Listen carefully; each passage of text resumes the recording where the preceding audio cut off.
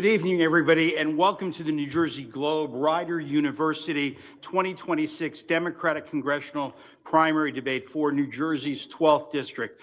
We're coming to you live from the campus of Rider University in Mercer County. I'm David Wildstein, the editor of the New Jersey Globe, and I'll be asking questions tonight along with Joey Fox, the New Jersey Globe Washington reporter, and Micah Rasmussen, the director of the Rebovich Institute for New Jersey Politics at Rider University. And some questions will come to you from students at Rider. This debate is sponsored by Uber, RWJ Barnabas Health, and the New Jersey Education Association. And with us today are 9 Democratic candidates seeking the seat of retiring Congresswoman Bonnie Watson Coleman in a strongly Democratic district where the outcome of this primary will likely determine who will be the next member of Congress. We have a long list of questions for a large field of candidates, so I'd ask that our audience hold their applause during this debate and remain silent, except for now, as I introduce your candidates for Congress, starting with former U.S. Army combat surgeon Adam Hamaway, and East Brunswick Mayor and physician Brad Cohen, Princeton University professor Sam Wang, Assemblywoman Verlina Reynolds-Jackson, former Biden White House aide Jay Vaingankar, Somerset County Commissioner Shenel Robinson,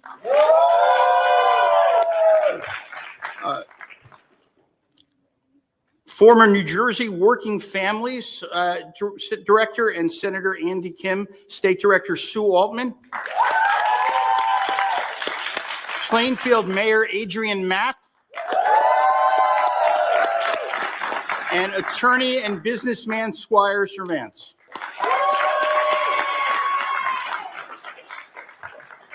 So thank you. You could all relax, have a seat. We're going to get right into the debate, except for you, Assemblywoman. Don't sit yet. You drew the first lot for the opening statement, so we'll go to you for 60 seconds. Good evening, everyone. I'm Assemblywoman Verlina Reynolds-Jackson, and I lead with action. You see, my mom and my dad were both public servants. My dad is a Vietnam War veteran, and we wanted to make sure we took care of everybody. I was inspired by them. I went to the YWCA where I learned all about empowering women and eliminating racism. My sorority sent me to Washington where I saw democracy at work. And so as an Assemblywoman, I brought an $87 million project for maternal health to the state of New Jersey. I am currently fighting for the John Lewis Voting Rights Act bill against the Trump administration. When I say I'm battle-tested, I am battle-tested. I am making sure I fight against the Trump administration. I'm a people power campaign fighting for people to return their votes to them. I am Verlina Reynolds-Jackson, and I thank you for coming tonight. Thank you. And I'll remind everybody, this is the point. Let's just move through this without applause, as much as all of you would like to. But we'll ask Mr. Vaingankar to give his opening statement. Good evening. My name is Jay Vaingankar. I'm 28 years old. I'm a former White House and Department of Energy official, and I'm running for Congress because I can barely afford to live in the community where I was born and raised. Right now, we're governed by Republicans who profit from the status quo.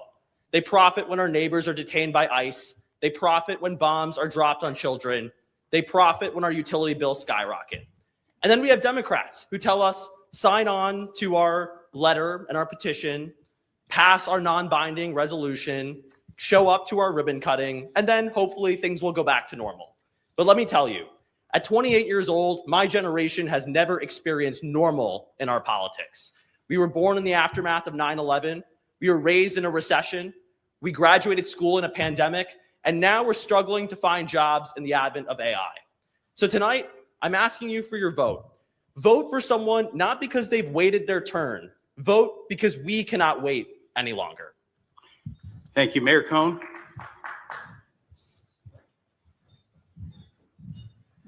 Well, thank you to the Globe and to Rider. My name's Brad Cohen. I'm the mayor of the Township of East Brunswick and a practicing OBGYN physician. As an OBGYN, I could tell you that I've sat with women when they've made the hardest decisions. I've been there when they've had the ability to deliver a miracle in front of me every day. I've also sat on the phone for hours with insurance companies fighting for the ability for women to have those rights. As a Board of Education member, I had to deal with Christie cuts 10 years ago or more, and then still be able to provide education for folks and a fiscally responsible budget. As mayor, we were able to deliver redevelopment in a way that stabilized taxes and provides affordable housing for the next generation of Americans. We do not have Democrats that are fighting with the seriousness that this moment deserves. We're Americans. This is a land of opportunity. And for too many people, that is whisking away, most importantly, the next generation. So we need somebody who can go to Washington, fight Trump, fight MAGA, and do it with the experience. I know that I'm that person because as a doctor and as a mayor, I've always done that. Thank you. Professor Wang? Hello, my name is Sam Wang. I'm a scientist, an educator, a father, a husband, and our family belongs to 3 dogs. I am here to run as a scientist to save science, health, and democracy. And I've worked in my research to build tools to help with early diagnosis of autism, which we hope will help millions of families. But I'm also practical. My laboratory, our research has raised $10 million in research that's led to dozens of jobs here in the Garden State. And we are, we're really proud to do that. Now, I want to say that before I ever became a scientist, I also have worked in Washington. I worked in Washington when I was 28 years old, working in Congress for Congressman Lloyd Doggett and Senator Ted Kennedy. And it was there that I learned to do practical work. A lot of us tonight are going to hear about fighting for democracy, fighting for you. I'm going to show you how it's done. I'm going to describe to you how, and I encourage you to listen to everybody's answers, hear what they say after they say the word fight. I'm looking forward to tonight's discussion. Thank you. Dr. Hamaway. Good evening. I'm Dr. Adam Hamaway. I'm a father, a doctor, a veteran. My parents immigrated to New Jersey when I was 7 months old in search of a better life. I joined the military to pay for college. I was a combat trauma surgeon in Iraq. I was a first responder in 9/11. Every day, I work with people in New Jersey to take care of them, and I volunteer all over the world in war and disaster areas, most recently in Gaza. Every day, I see my patients getting crushed by the health insurance industry. In the richest country in the history of the world, no one should have to decide between paying their medical bills and paying their rent. At the same time, I see where we're spending our money. We're told we can't afford Medicare for all, but we always have enough money for bombs, ICE, and for bombs, ICE, and endless wars. So I'm running for Congress so that I could fight for healthcare and not bombs, to abolish ICE, and to unrig this economy so that it's working for working families and not for the billionaires at the top. Thank you. Mr. Servance. Good evening. I'm Squire Servance. I'm not a career politician. I'm a Rutgers-trained neuroscientist, an attorney with nearly 20 years experience, an entrepreneur that's launched and created companies in this district. I know how to step into difficult situations and get results. It's because of my experience I've been called down to Congress on numerous times to advise on healthcare and life sciences legislation and policy. I'm also a husband and a father and part of the sandwich generation. I know what it feels like to juggle childcare, elder care, and rising costs at the same time. Our campaign has knocked on over 20,000 doors in this district, hearing what you wanted. And the results are in. You want less talk and more results. In Congress, I'd fight to lower costs, expand access to healthcare, and bring results back to our district. This moment calls for a new generation of leadership that's ready and willing and able to step in on day one and get results. That's what I've done my entire career, and that's what I do as your congressman. Thank you. Thank you. Commissioner Robinson. Good evening. I'm Shenel Robinson, an Air Force veteran, a community leader, and the first Black woman elected countywide in Somerset County. My leadership is shaped in part by the Air Force core values: integrity first, service before self, and excellence in all that I do. We are facing enormous challenges as a nation. The cost of living is rising at an alarming rate. Working families are struggling to make ends meet. And the promise for a better future for our children and our grandchildren is fading. This election is about who we are as a country and what type of future we're fighting for. I see challenges as an opportunity, and you have an opportunity to send a principled leader with experience that matters and a heart that cares to Washington, not someone with on-the-job experience. Thank you. Mayor Mapp? Good evening. I am Adrian Mapp, an immigrant from Barbados who grew up very poor and who overcame a severe childhood stutter. And I must tell you this.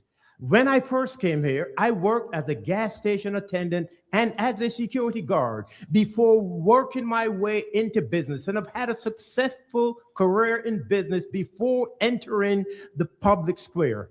And I was elected to the Plainfield City Council. I was elected as a county commissioner. And now I am serving my 4th consecutive term as mayor of the city of Plainfield. I have a reputation for getting things done and for delivering results. So much so that I've earned the endorsement of Mayor Raz Baraka and of the Senate President Nick Scutari, as well as the statewide Firefighters Association. I have launched this campaign on 5 core pillars: affordable housing, healthcare, immigration, education, and reducing taxes for people across the district. And so I pledge to you, I'll be a fierce fighter for you in Washington. Thank you. And Ms. Altman? Hello, good evening. Thank you so much to Ryder and thank you to the Globe. It is wonderful to be here. I am Sue Altman and I have fought against powerful people my entire career. As a former teacher, I stood up to Chris Christie when he was cutting our public education budgets. As the state director of New Jersey Working Families, I stood up to crooked insurance brokers to make sure that they weren't taking our taxpayer dollars and using them to line their pockets. And the last time I ran, Elon Musk spent over $1 million against me. Powerful people do not want me in Congress, and powerful people do not want to hear the voice of us. We have to deliver for people. When I was Senator Andy Kim's state director, I saw firsthand the chaos and the cruelty of the Trump administration, and it inspired me to jump in and make sure that we deliver for people. That means abolishing ICE. That means passing Medicare for all, and it means holding Trump and his billionaire friends accountable, and I will bring this energy to Washington. Thank you. Thank you. And we're going to go to Micah Rasmussen for our first question. And this is a question for Mayor Mapp. We'll start with, should a new House majority impeach President Trump a 3rd time if there are not 67 votes in the Senate to convict and remove him? I believe that given the behavior of President Trump, that a new Democratic majority in Congress should vote to impeach President Trump. He has done too much harm to the American people, and he has not demonstrated that he is capable of leading this nation. And Democrats have got to have the balls to make sure that they impeach President Trump. And I will vote when I get to Washington to impeach President Trump, regardless of whether or not we have the votes in the Senate. We have to work together. We have to lobby and advocate for senators to stand behind a majority of people in the House of Representatives who are Democrats and who want to do the right thing for the American people. And so, yes, we should impeach President Trump. His behavior is beyond the pale, and he's a threat to our democracy. Thank you. Professor Wang, I saw you wanted to address this question also. Yes, I think that's a good answer, but I just want to broaden the point here a little bit.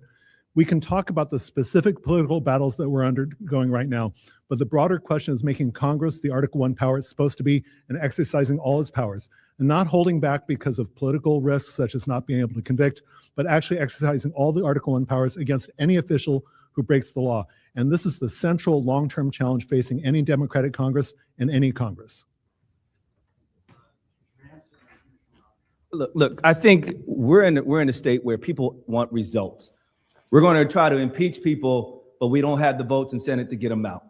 Let's not waste time. Now, look, if that vote comes, we need to vote to impeach. But the reality is we need to use everything in our toolkit to stop him from advancing his agenda, whether that's being power of the purse, whether that's being legislation, whether that's being calling people and holding people accountable for what they're doing in this administration. So yes, we should also, I think everyone in here would probably say they would vote to impeach, but that's not the real goal. The goal is to stop his aggressive agenda in this country.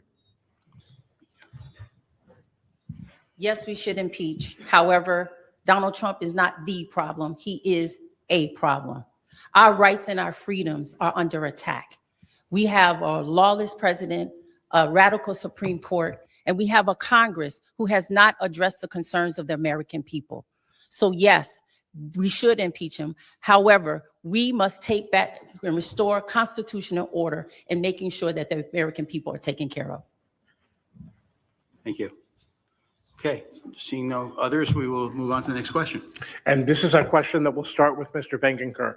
If American voters give control of the House to Democrats in November, it will be the fifth swing of the pendulum in 20 years. What must a new majority do to retain the majority for more than a Congress or two? And should Jeffries and Schumer remain as the Democratic leaders? Well, first of all, for Jeffries and Schumer, they need to earn our votes, just like all of us have to earn all of your votes tonight. When it comes to actually passing results, we have to get something done for the American people in that first term in Congress so that we can win the trust back of Democrats, Republicans, and people all around the country. That's why I've directly supported abolishing ICE, because when I was in the White House in the Department of Energy, we worked on the largest climate investment in U.S. history, $400 billion to lower utility bills. And in the so-called Big Beautiful Bill, Trump took that money, tore it apart, and sent it to ICE. Every time we see a child being kidnapped on our streets by ICE, we are paying for that in our utility bills. So the first thing we need to do when we get the new Congress is we need to abolish ICE and send that money back to the clean energy investments that can create good union-paying jobs in this district. When people of all political parties see that Democrats can actually deliver, that we can actually come forward on our promises, we can win forward the votes in 2028 and beyond. If Jeffries and Schumer are ready to step up and actually enact a progressive agenda like that, they can earn our votes, but we're not making any promises tonight. We'll go to Ms. Altman, and then Mr. Servance, and then Commissioner Robinson. Yeah, Democrats, one of the most jarring aspects of the past 18 months has been watching the fact that Democrats do not have an answer for the Project 2025. They came in and they ran their play, and we seem to have no comparable vision. We seem to have nothing comparable at all. And we have billionaires taking everything that isn't nailed down. We have a democracy that's in shambles. The fight for our democracy and the fight for our economy are one and the same. We have to make sure we are revamping the tax code, that it doesn't favor the richest people in the entire country, the corporations and the billionaires, because they want to control our money so they can control the votes to give themselves more power and more money. It is the oldest trick in the book. So we have to learn from this moment, hold people accountable, and build a new tax structure from the ground up so that middle-class Americans, like all of us in this room, are not screwed over by the taxation code. Thank you. Mr. Servance, and then Commissioner Robinson, and then Mayor Cohen, and then Dr. Hamaway. I think Democrats are too often reactionary instead of visionary. That's why during my campaign, we've been calling for a new democratic contract with America that lands and starts with dignity, where we can have access to affordable care, access to lower houses and cheaper houses. We need to protect women's freedoms and protect reproductive rights. These are the things that we need to be doing in our country, that we need to be grounded in dignity and be focused on as a country. And I think that's the reason why you have this swing. We've been too often, a generational strategy is not, don't vote for them because they're not us. We need some vision, and we need a strategy, and we need a focus for the next generation, for the next 250 years of this country. Thank you. Commissioner Robinson. Actually, the energy funds were frozen. They weren't reallocated to ICE. What was funded ICE and what has been funded ICE is the cutting of the big ugly bill and reduction of social services and human services such as healthcare, such as housing, such as SNAP and TANF. So I just wanted to set the record straight that those funds allocated for energy in the IRA were frozen. They weren't allocated towards ICE. But what is impacting the human lives that we seek to have a quality of life are those things that were in the big, beautiful bill, a big, ugly bill, excuse me, and funding ICE. Thank you. Thank you. First, Mayor Cohen. And then We have 2 years. We have 2 years in order to get to Congress, convert it to a Democratic Congress, hopefully a Democratic Senate, and actually make the change that Americans want. The reason you're seeing this pendulum is because most of the time people get to Congress and spend more of their time trying to make the other side look bad than actually getting anything done. That's why Congress has an 11% approval rating, which they have earned. So we need to get to Congress. I know we're in a room of people that are hyper vigilant about wanting to fight. We do need to fight. We need to stand up for our values, but we do need to deliver results. Every one of the things you're going to hear tonight are topics that should be on our agenda and all the things that we need to have a plan for, them hit the ground running.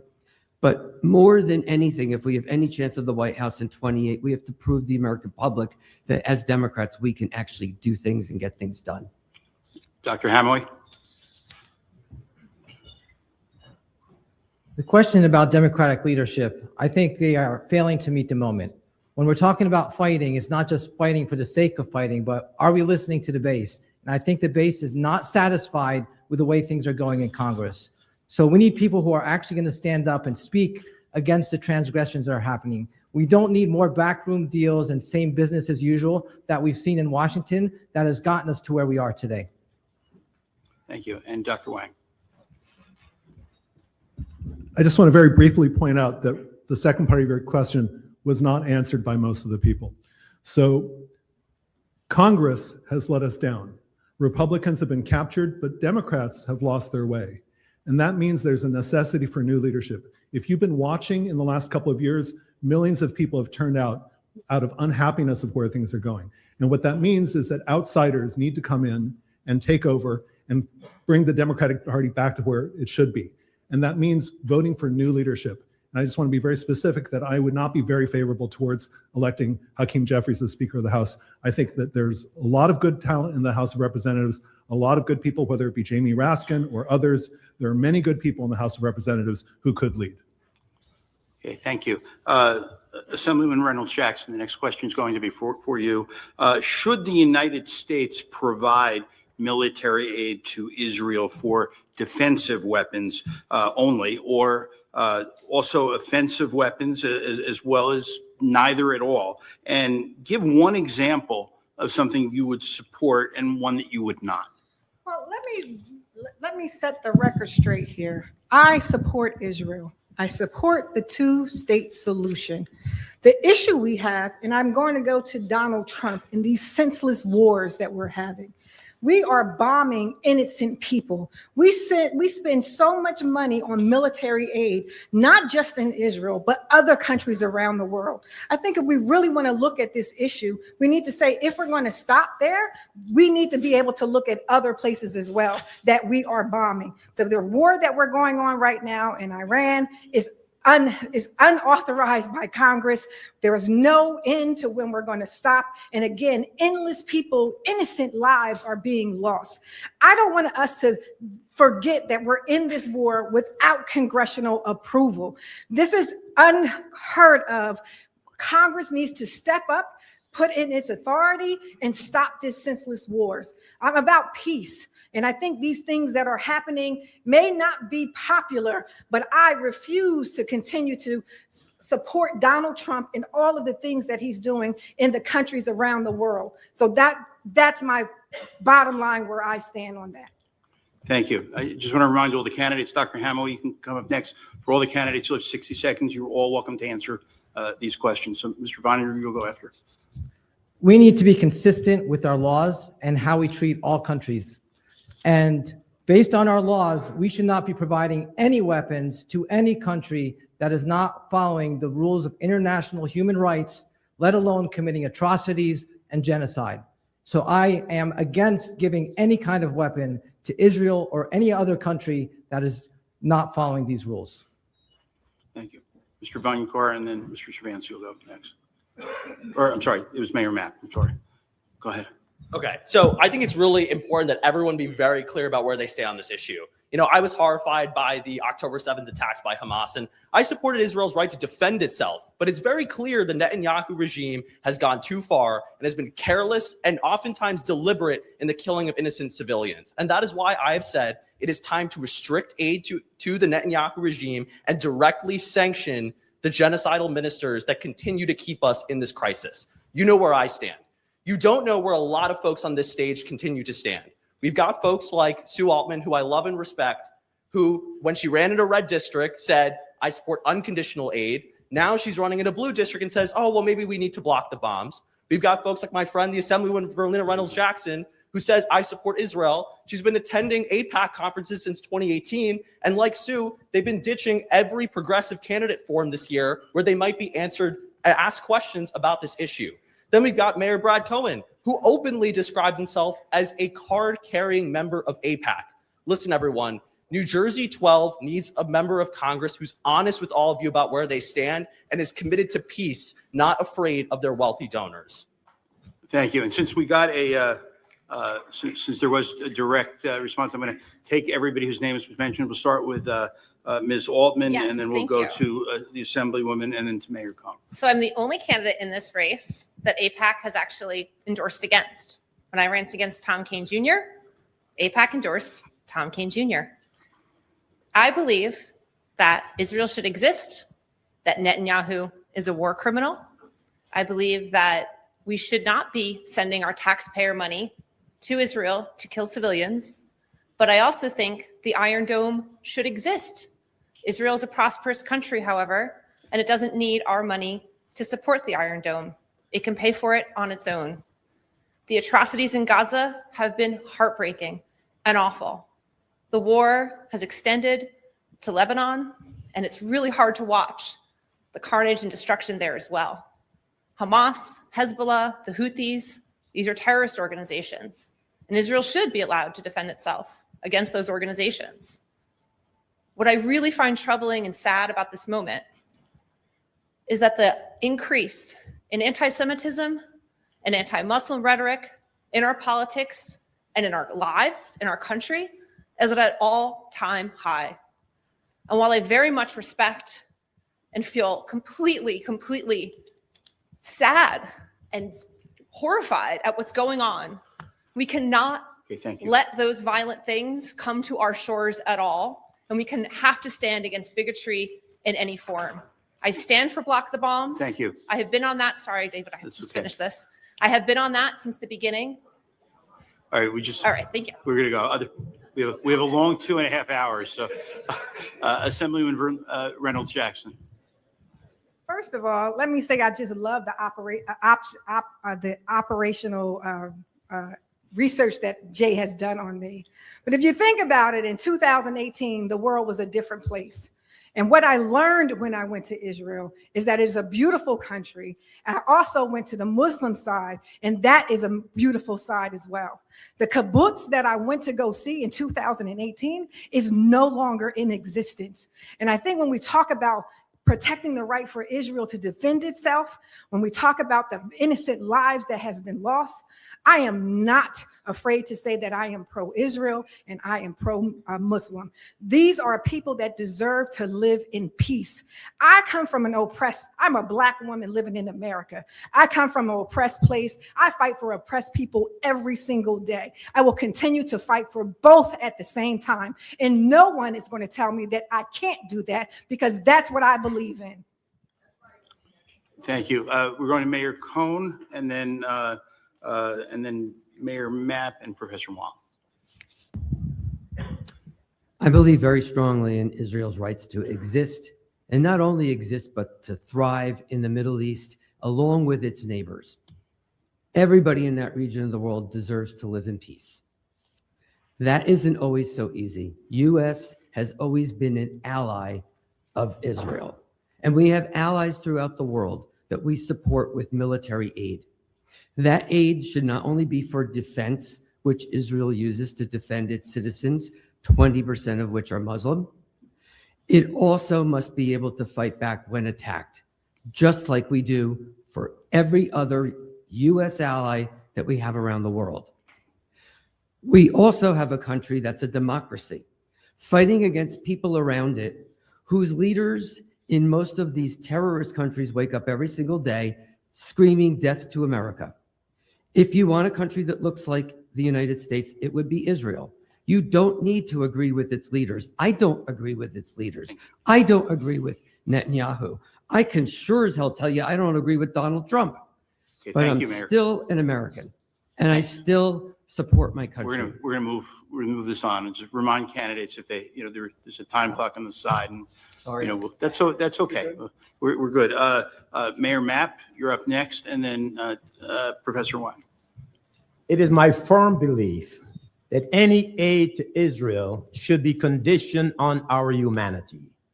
I believe that Israel is a very important ally of the United States, and any nation should have the right to defend itself against acts of terrorism. I believe that Israel should exist within secure borders and shall continue to be a very important ally and partner of the United States. On the other hand, I do believe that the Palestinian people have a right to exist and a right to defend itself within secure borders. And so we must make sure that we negotiate a peace agreement that will bring the Palestinians and the Israelis together, existing in borders of their own, Palestinian people having their own autonomy within secure borders, while Israel continue to exist within secure borders. I believe that this is possible, and we must work towards a two-state solution. Thank you. And Professor Wang. Israelis and Palestinians both deserve to live in peace and live their own lives. I think I want to step back a little bit and talk about what's going on here. This is an issue that's deeply divided the Democratic Party. It's an issue in which there's massive change that we never would have thought would have existed a few years ago. I think it's going to be easier to navigate this if we remember our values as citizens, as Americans, and including us all on the stage as Democrats. We should have values that are based on respecting human rights, both here and abroad. We are not respecting those human rights here and also not abroad. And if we start thinking about that, it'll help us guide our thinking about ICE. It'll help our thinking about how we deal with our fellow immigrants. And it will also help us think about how we fact find and find our way forward in regard to the problems in Israel. Now, I just want to say I have a few seconds left that I hope that we can have a civil discussion about this. I've seen some things that disturb me. I've seen that Doctors Cohen and Hamaway accused of things that I wouldn't expect. I've heard that Hamaway has been accused of cheering on the deaths of Israeli children. And I think that's inappropriate. I think we need to have a civilized discussion in which we understand that this is a strongly emotional issue. Thank you. We'll do a follow-up question on this issue, and this will start with Ms. Altman.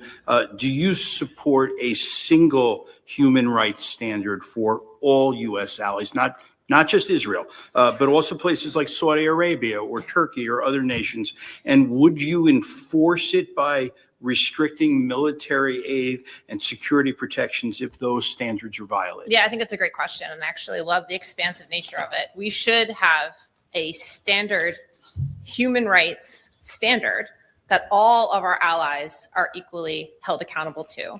And I would like to see that implemented, and I see no reason why it shouldn't be. We also, as far as how the United States conduct itself abroad, we also need to reinstate USAID so that we are not just relying on military means to muscle ourselves into a conversation internationally.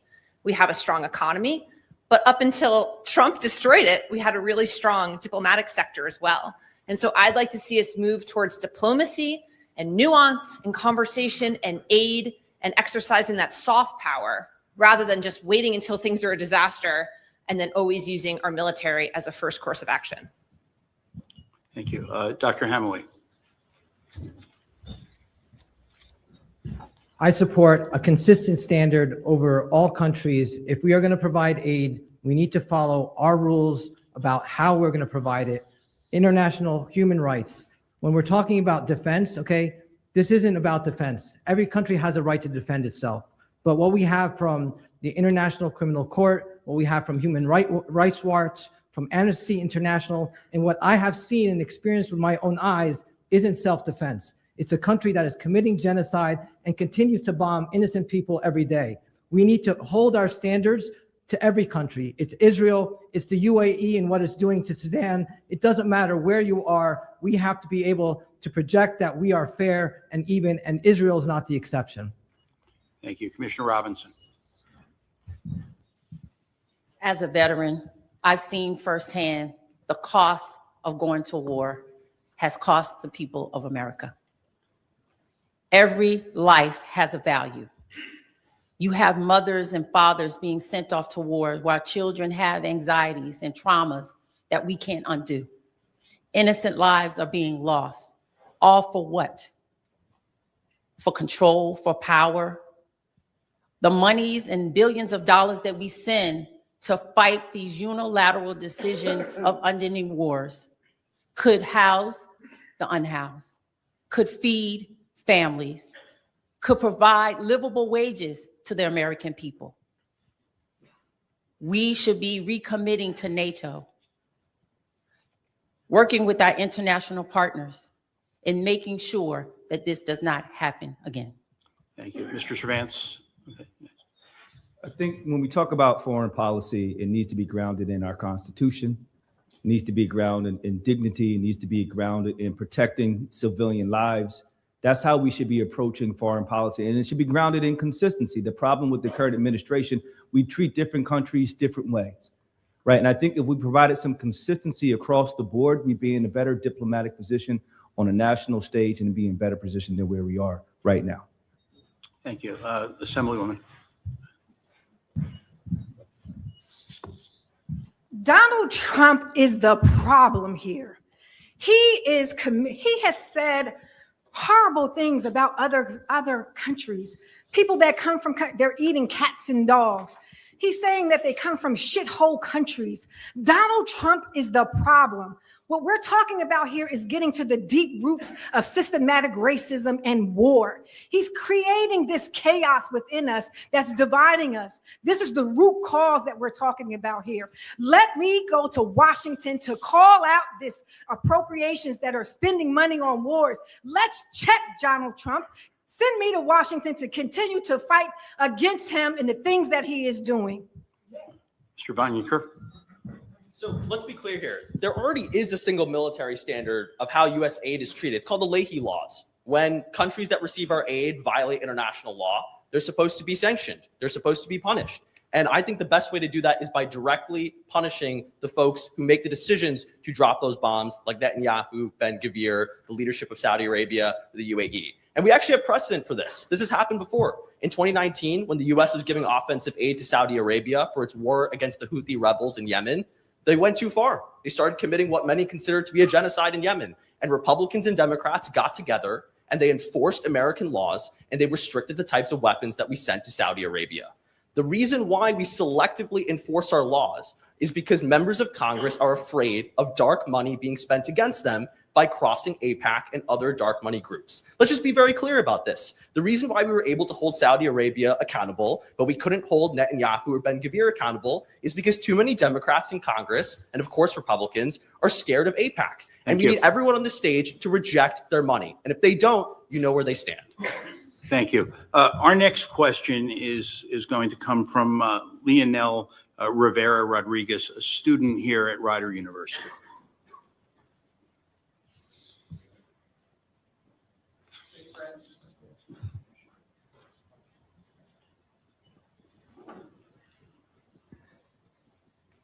St. Francis Hospital is being torn down a block from my house in Trenton. Do you believe the federal government should step in, preserve hospitals in underdeserved cities, or who do you believe is responsible to stop these failures? Thank you, Mr. Servance. We'll start with you. Healthcare is one of those personal issues. Right now, it's too complicated. It's too expensive. This is not just an issue in Trenton. It's an issue in Plainfield as well. You have the Muhlenberg Hospital up there, which has been shut down or at least converted to a smaller, simply an emergency room. I think we need to be fighting for, and matter of fact, my wife's family lives on on Rutherford Avenue, and Capitol Health System did the same thing in Trenton. These are things we need to be addressing, and I absolutely, yes, we should be bringing federal dollars to make sure that communities like Trenton, communities like Plainfield have hospital systems where they can serve and serve the community in this district.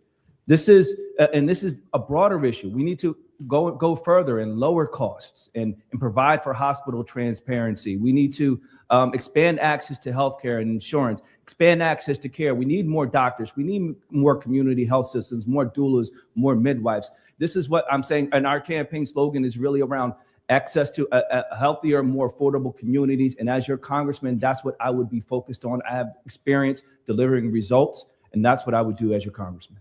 Thank you. Ms. Altman? So I was in Senator Kim's office during the Doge era, and all of a sudden we got calls in from healthcare providers all over the state, but particularly ones in low-income areas, because they knew that the cuts to Medicaid and Medicare were going to destroy their hospitals. And so I'm super sorry. I don't know where the student is that this is happening in Trenton, and I'm not surprised, but it is a downstream effect of the disastrous policies the Trump administration have wrought upon this country. And they will keep happening, and the gap will keep widening. You know where we didn't get calls from? We didn't get calls from places in the wealthiest parts of our state because they didn't have to worry about those reimbursement rates going down. We have to pass Medicare for all. We are in the richest country in the world. We have the most highly educated population in the world. Our people work hard. Every single human deserves medical care. So when I'm in Congress, I will work hard to pass Medicare for all, because it is long past time that we solve this problem in this country. Thank you. Dr. Cohen, did you want to go? Okay, and Dr. Hamaway after you.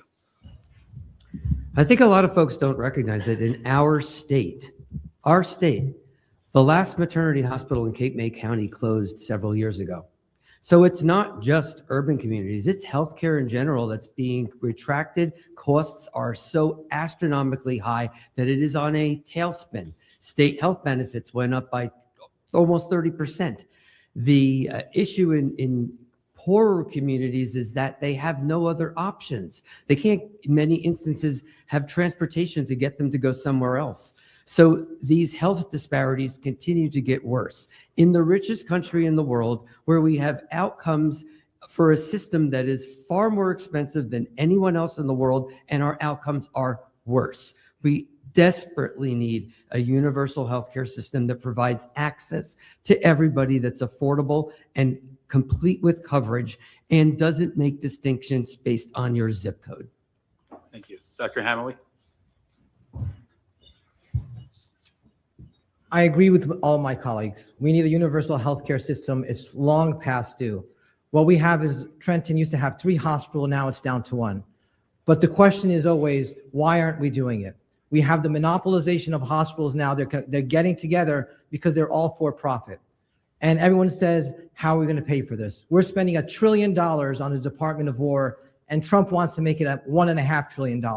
We're spending over $1 billion on this war that started that no one needed, and we've spent over $100 billion there so far since it started. This is where we get the money. We need to cut the money that we're spending on bombs and on war and put it into our communities that desperately need it, and we need to put it into healthcare. We need to put it into building hospitals, paying for the needs of the people, building infrastructure, education. This is what we need to do. And yes, Medicare for all is possible, and we can afford it. Thank you. Assemblywoman Reynolds-Jackson. Thank you for that question. It's one of the things that I've been fighting with for a very long time. The closure of the hospital is definitely related to Medicaid, Medicare, and charity care.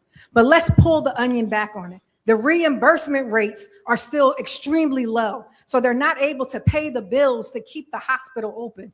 So again, back to Trump, the big, blue, beautiful bill, ugly bill, whatever you want to call it, cut those fundings to those hospitals. What we need to keep our eye on also is Robert Wood Johnson and Capitol Health, because they're on the chopping block too, because they're also in an urban community. We need to keep our eye on it, make sure we fund those hospitals in addition to our federally qualified healthcare centers that's specifically for urban centers, but it's not gone overlooked. We are working very hard. And I also like to put out about in the state of New Jersey, you can't open or close a hospital without government approval.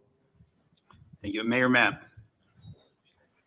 I find it sad that it's always in urban centers that hospitals are closed. We've had the experience in Plainfield over 25 years ago. And the problem is with charity care. And if the government, the federal government, would provide for universal health care, we would find a situation where hospitals wouldn't be forced to go under because of providing medical care to communities that need that care. And then when they can't stay afloat, we have the State Department of Health that closes these hospitals. And so in Plainfield, for example, we have a federally qualified health center that was about to close its doors on September 30th of last year. And through my leadership and partnership with private developers, we were able to structure a deal that kept a federally qualified health center doors open so that it can continue to provide care to families that need that care. And so the federal government has an obligation to provide funding to keep hospitals open and not to close hospitals. Thank you, Mayor. And we're going to go to Joey Fox for the next round of questioning. So I want to dive a little deeper into a topic that a number of you have already brought up a couple of times, which is immigration and ICE. And I'm going to start with Mr. Wang. Do you believe, as some Democrats have said, that ICE should be abolished? And if so, in your ideal world, what does American immigration enforcement look like? Who is responsible for enforcing the law? ICE was established by Congress in 2003. Congress established the Department of Homeland Security in 2003. The key element here is that Congress has the authority to create and abolish and rearrange agencies. ICE needs to be replaced by an agency that enforces immigration through civilian means, not through mass paramilitary, not through kidnapping innocent people, not through shooting people in the streets of Minneapolis or any other city. We can enforce immigration laws in a much more humane manner. There's legislation that has languished in the Congress. It didn't pass because of partisan division. If Congress were able to exercise its authority and use every tool at its disposal, we would have immigration reform. Just this weekend, there was an article in the New York Times that got into how DHS employees themselves expressed desperation and unease at having to operate without having fresh legislation. We need to be able to get through the filibuster. We need to do whatever we can to get proper immigration reform. Thank you. Assemblywoman. Yeah. I believe that Trump is using ICE to get rid of, erase us from the fabric of America. He has made sure that he used ICE in a way that is just unacceptable. It's illegal. ICE has outused its useful life. I believe that there is a pathway to citizenship that we should be looking for. Those dollars could go to FEMA. It can go to protect our infrastructure. It can go to a lot of other places for healthcare, for education. It doesn't necessarily have to be there. But the goal here is a pathway to citizenship. That's what people want. When you come to this country, everyone wants to be a part of the American dream. Let's get down to fighting to end the chaos with Trump, and let's restore peace and prosperity for America. Ms. Altman and then Mr. Mapp, and then Mr. Hamaway. Our broken immigration system has been a political football that both parties have used for the better part of 30 years to maintain their own power. So we need a comprehensive program that starts with abolishing ICE for sure, that starts with reinventing DHS, and in fact, getting rid of DHS, inventing it anew to make sure it's actually an agency that serves the people. And then with regards to immigration, we have to pass DACA. We need a pathway to citizenship for people who are already here. We have to reform our H-1B visa policy. We have to fund our courts, which handle people who are here as refugees and as migrants. And we need to make sure that the regular people who are trying to convert their citizenship to full American citizenship have the resources in this court system that they need to navigate it. Because right now it is an unfair, bureaucratic mess that has led us to this moment in time full of heartbreak and crime. Not crime of immigrants, crimes that Trump is doing against immigrants. Everyone up here will probably tell you that ICE should be abolished because they think that's what you want to hear. The fact of the matter is we need an agency in order to defend our borders and to carry out our immigration laws. And these are the same ones that were calling for the defunding of the police. That's not the solution. What we need to do is to reform ICE. You don't throw out the baby with the bathwater, you change the bathwater. The problem is not in ICE or XYZ. If you create a new agency and you leave the same people and policies in place, you're going to get the same results. The solution is to reform ICE, change the policies and procedures, and change the people that were put in place to carry out those draconian policies. That's what we need to do. Reform ICE, change the policies, and change those that were put in place to carry out those policies. Mr. Vaingankar, Mr. Hamaway, and then we're going to move on. So these kinds of half measures, when people try to argue against abolishing ICE, this is why Democrats lose elections. You've seen some nonsense this year from let's put QR codes on all the ICE agents and let's give them body cams while they shoot people in the streets. This is a bunch of nonsense. ICE was created in 2003 as an overreaction to 9/11, and it has not kept us safe. It is funded by the same military-industrial complex that funds too many corrupt politicians in Washington, D.C., and it needs to be abolished. I've often said, I'm the youngest person on this stage, and even I am older than ICE. We were able to enforce our immigration laws before 2003, and we can rely on local law enforcement to go after violent criminals in our communities. And the real issue that we have to get to is actually funding our legal immigration system. Republicans have deliberately defunded the system to keep Democrats divided on what we actually need to do with ICE while we overwhelm our immigration judges, while people languish applying for asylum, while people wait in really long lines for H-1B visas. We have to actually fix this system by abolishing ICE and funding the legal immigration pathways. Half measures are no longer working. I was going to come and disagree with Mr. Mapp. So I agree with Jay, everything he said. There's no redeeming ICE. It has been set up. It's been targeting Black and brown communities, and we have to start anew. There was life before it, and we need to dismantle the DHS. There's no reason we have 20 organizations on there. We have ICE, we have FEMA, we have the TSA. When we have a problem with one, our whole system breaks down. Now that we were holding the funding on the DHS, if there's a storm, we can't respond to it. We cannot travel because we can't get to the airports and get through lines through 4 hours. So abolish ICE, rebuild the DSA so that it actually is consistent with what it's supposed to do.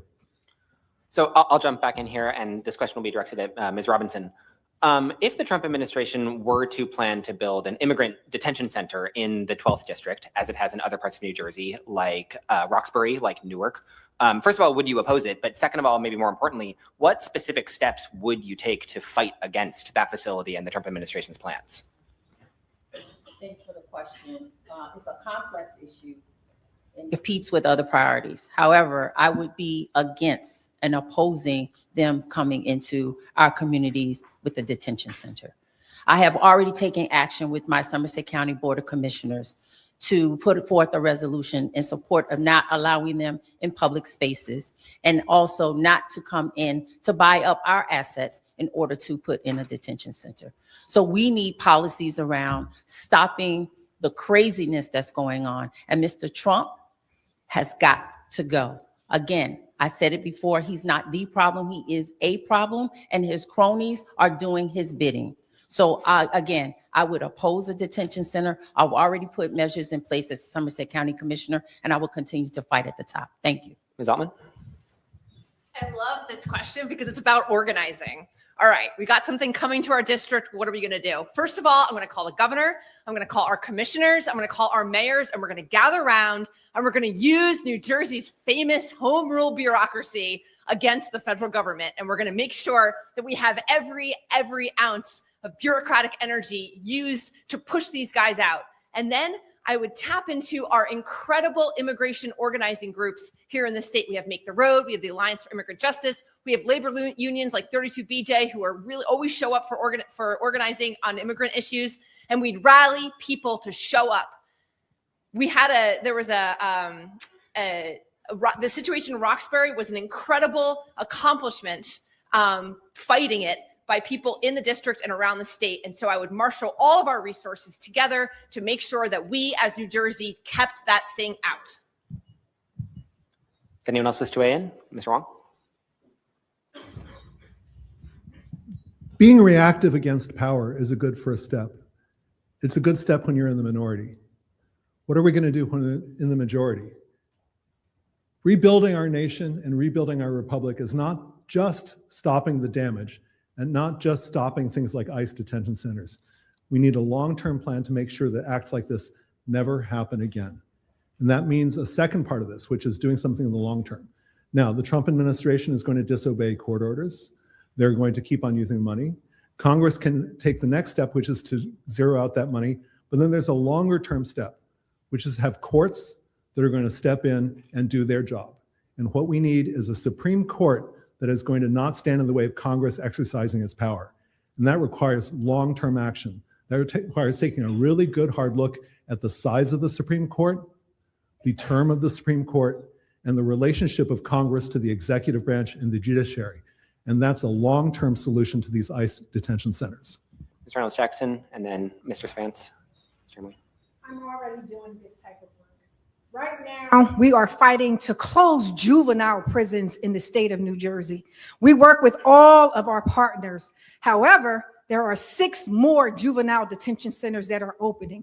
So if we talk about not bringing an ICE center here, that means we have to work with our congressional partners and really bring the force in to say, no, not in our neighborhoods. No, we don't want this in our community. But it also requires the leadership to be able to deliver that. And that means that this fight is not just going to be a one-time fight. This is going to be an ongoing fight for every single year that this comes up. We're fighting now to close these prisons. But again, I'll tell you, we have 6 more coming, and we have control of all 3 branches.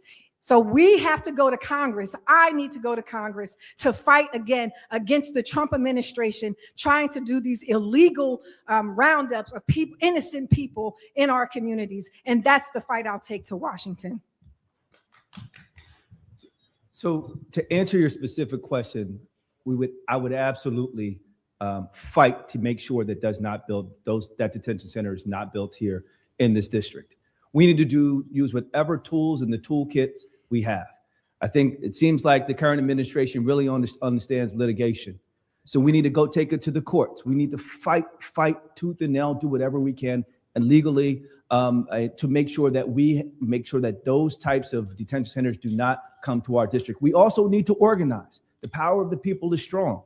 We need to make sure that people rally and let our voices be heard in our community, that this will not be allowed in our district. And we need to rally the troops and do whatever we can as whoever gets elected in this office to fight so that those types of things do not get built in our communities. Okay, I think everyone else wants to speak. So I think, yes, Mr. Hamaway, Mr. Mapp, Mr. Vaingankar, Mr. Cohen, and then we're going to end the immigration section. So I've been up to Delaney Hall and I saw what was happening there. I talked to families that were outside trying to see their members, family members. I saw the volunteers, and Delaney Hall is for profit. Someone's making money off of incarceration. So what we need to do nationally is ban any for-profit prisons, whether it's Delaney Hall for ICE or for any other, like state or local law that's using that kind of system. No one should be profiting off the misery of others. No one should be profiting to incarcerate someone. And guess who's paying for it? You're paying for it. We're paying $9 million a day to be able to keep people in jail that we're being kidnapped off the street. And these are our friends and our neighbors. So start by that. I wanted to say that this is one of those policies that I would advocate very strongly against. We should not be building more prisons. We should not be building any more detention centers. This is the problem. We should be reducing the number of penal systems that we have across the nation. And given the conditions at these detention centers, they are so inhumane, and we must look at these situations through the lenses of humanity. And so we don't need any more detention centers, and Delaney Hall should be closed because it's a part of the prison industrial complex which profit private investors. Mr. Cohen, and then finally Mr. Vaingankar. I think to answer your question, you really need to combine your last question and this one, because the real answer is that if we had an immigration system that had been overhauled, if we had a system that was fair and just, then you wouldn't have all those people being put in prisons. We wouldn't need them. I would be against them, because the answer is that we need to reform the system to begin with. And we don't really even need to start from zero. I think most of you recall that before the election, we did have Democrats and Republicans had a bill that had a path to citizenship that they agreed on. It was Mr. Trump that wanted to be elected and didn't want Republicans to pass that bill, and then they capitulated to that. So we don't need to reinvent the stone. We need to work with what we have. We need to prove to the American public that Democrats and Republicans can actually make a difference. They've done it before, and do the right thing. I think there's something really important to remember about this Roxbury location. The location in Roxbury is a warehouse. It's not a prison, because ICE wants to treat prisoners like storage. And tonight we're here in Lawrence Township. Many of you here are local activists who have been fighting warehouse sprawl in West Windsor and Lawrence. And so part of fighting the growth of this prison industrial complex is fighting the corrupt real estate developers that have rammed down warehouse sprawl all over our community here in Mercer County and around this district. And so in order to fight the expansion of these ICE prisons, we need to elect members of Congress who are actually rooted in the community here in Central Jersey, who've been fighting these corrupt real estate agents and developers who've been forcing warehouse development in place of open space, because ICE is going to see these as an opportunity to actually cram prisoners. So in order to stop the expansion of these prisons, we also have to combat the real estate interests that have done warehouse sprawl all around Central Jersey.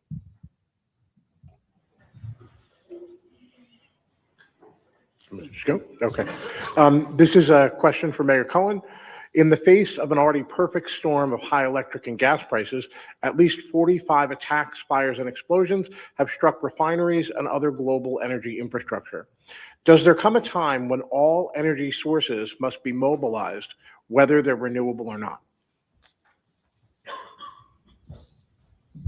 This takes us to the heart of environmental justice and making sure that we take care of our environment in a safe way. That requires three things. It requires that we have appropriate regulation, and that doesn't mean over-regulation. It means regulating for safety and fairness, and that means bringing back the Paris Accords, making sure that we hold people accountable, charging individuals who are abusing the system and investing and not investing in renewable forms of energy. It means educating our public and making sure that our children know from an early age exactly that they're responsible for knowing about reusing and repurposing. And finally, we need to work at innovation and making sure that we look at making sure that we continue to innovate in ways that provide a way in which we don't need to depend on energy in the form that is dirty and environmentally unsafe. Sue, yeah. So I lived in Camden for 7 years, and in the city, there was a source of energy that was trash incineration, which gave the suburbs clean energy and meant that the people in Camden inhaled trash particulates in their lungs, which led to higher cancer rates and higher asthma rates. And so it's an easy question to be like, yeah, no problem. Let's just, on all of the above strategy, that includes things even as dirty as trash incineration. But it's very important to remember that the downstream effects will fall on communities of color and our poorest communities when we include an all of the above energy source. So I want to be mindful of that and proceed very much with caution. Mayor Mapp? Our utility bills are too high. We need to invest in renewable energy sources. We need to reduce our carbon footprint. We need to get rid of the greenhouse gases and reduce our reliance on fossil fuels. And we have to do that so that we could begin to explore other renewable energy sources, such as wind, such as solar, such as harnessing the energy from the ocean waves. There are so many ways that we could focus on bringing down the cost of our utility bills. Data centers consume so much energy and push up the cost of our utility bills. The average data center result in utility bills being increased anywhere from 19 to 39%. And we have to put guardrails around data centers. We have to do everything we can to invest in renewable green energy sources. Dr. Hamaway.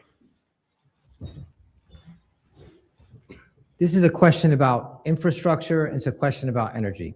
So we have a crumbling infrastructure that's falling apart, and we have an increasing energy requirements. So it's about time that we pass the Green New Deal. We need to move away from fossil fuels, go to renewable energy, and have a just transition so that we're creating jobs, reducing energy prices, and then we have to make the polluters pay so that we could rebuild this infrastructure as well. It's a problem that needs to be addressed as a whole and not one thing at a time.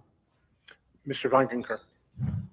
So I was a former climate official at the U.S. Department of Energy, and I worked on multiple energy shortage and disaster relief efforts around the country, including in Ukraine and around the world. We're seeing a false choice presented here by the fossil fuel industry. When there are energy shortages, the fossil fuel lobbyists come in and say, well, that means you got to pump more oil, you got to pump more gas. But we actually have the technology to combat these blackouts. It's called battery storage, where when the sun is shining and the wind is blowing, we can store that excess energy into new batteries and technologies of the future. The problem is fossil fuel lobbyists got with Trump and so-called Democrats and restricted the funding for this kind of battery innovation and research, such that now we hear questions like, oh, well, I guess we just got to go for the fossil fuels to keep our energy safe. This is a false choice presented by big oil propaganda. And that's why it's important that everyone on this stage reject any kind of dark money or money in their campaign accounts from any fossil fuel interests so that they don't get presented with the false choice either. Yes, please, Assemblyman. I'm a little challenged for sure. I believe in workforce development around this energy crisis that we have right now. We do need to, working with Mikey Sherrill right now, the governor, who's talking about nuclear energy. That's a long-term plan to bring down our utility costs. But it's something that can also increase what we need to do now. But I want us to take a step back and think about what Trump is doing into our energy costs. You know, when he has blocked off the rivers for us to get our supplies, everything he touches is increasing. Our utilities costs, our healthcare costs, our taxes are going up. Everything is back to Trump. I'm sorry, I just can't help it. But I want us to be able to focus on those alternatives. It's a long-term plan with battery storage, but I want to also focus on the fact that there are relationships that I already have to make sure that we can bring those battery storage. And in addition, I live in the 12th legislative district. That is time. Thank you.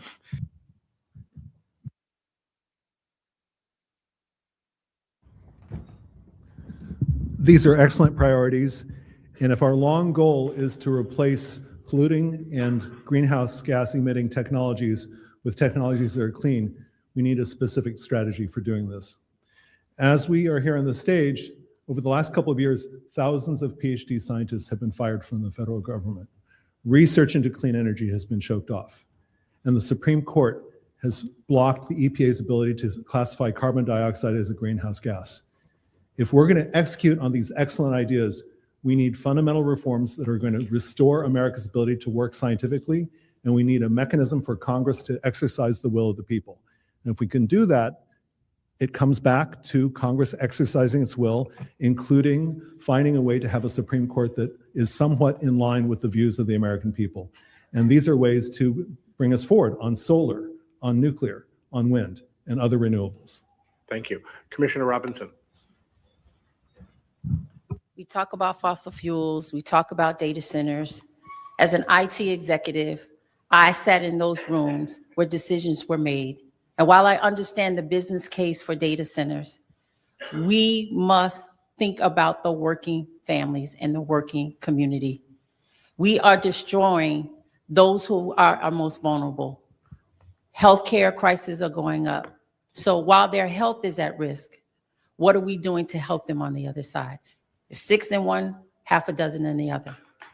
I understand the cost I understand the decisions, and I have the IT acumen to sit in the rooms as they are rapidly charging and rapidly fasting and firing up and standing up these data centers. However, we must continue to fight. And you have someone that will take it all the way to Washington that understands that they cannot self-regulate when profits are on the line and can keep up with them and put policies in place to stop it. And Mr. Servance. This is personal to me. I stay up at night worrying about things that are happening today, but I also have my 6-year-old and 7-year-old here tonight. I worry about them for the future, right? That's what we need to be preserving our environment for. We do need to transition to green technology. We should be looking into things like nuclear energy and solar power. That's what we should be doing as a country and as a community here in the district. And we also need to be doubling down on climate change, infrastructure, and resiliency in our community. I don't know if I'm out of time, but thank you. That's what my approach would be to addressing this crisis that we're having in this district. Thank you. I know this is a long debate, 2.5 hours. I want to show the proper respect for those in the room that are 55 and older. So we are going to take a 5-minute break. We're going to take a 5-minute break, and it's a real 5 minutes, and we'll resume then. So thank you, everybody.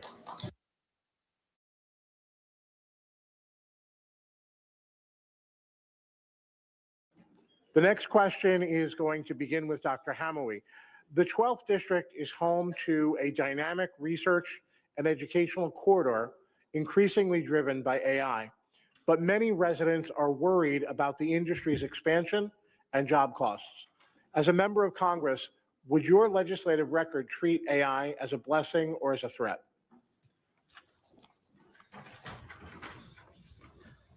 AI has exploded onto the scene over the last 3 or 4 years, and there's clearly a lot of good uses that we could benefit from in medicine, in technology, in jobs, but we are also have a lot of bad things that are happening. What's it doing to our children, our education? What jobs are we losing this way? What are we doing to our environment and climate?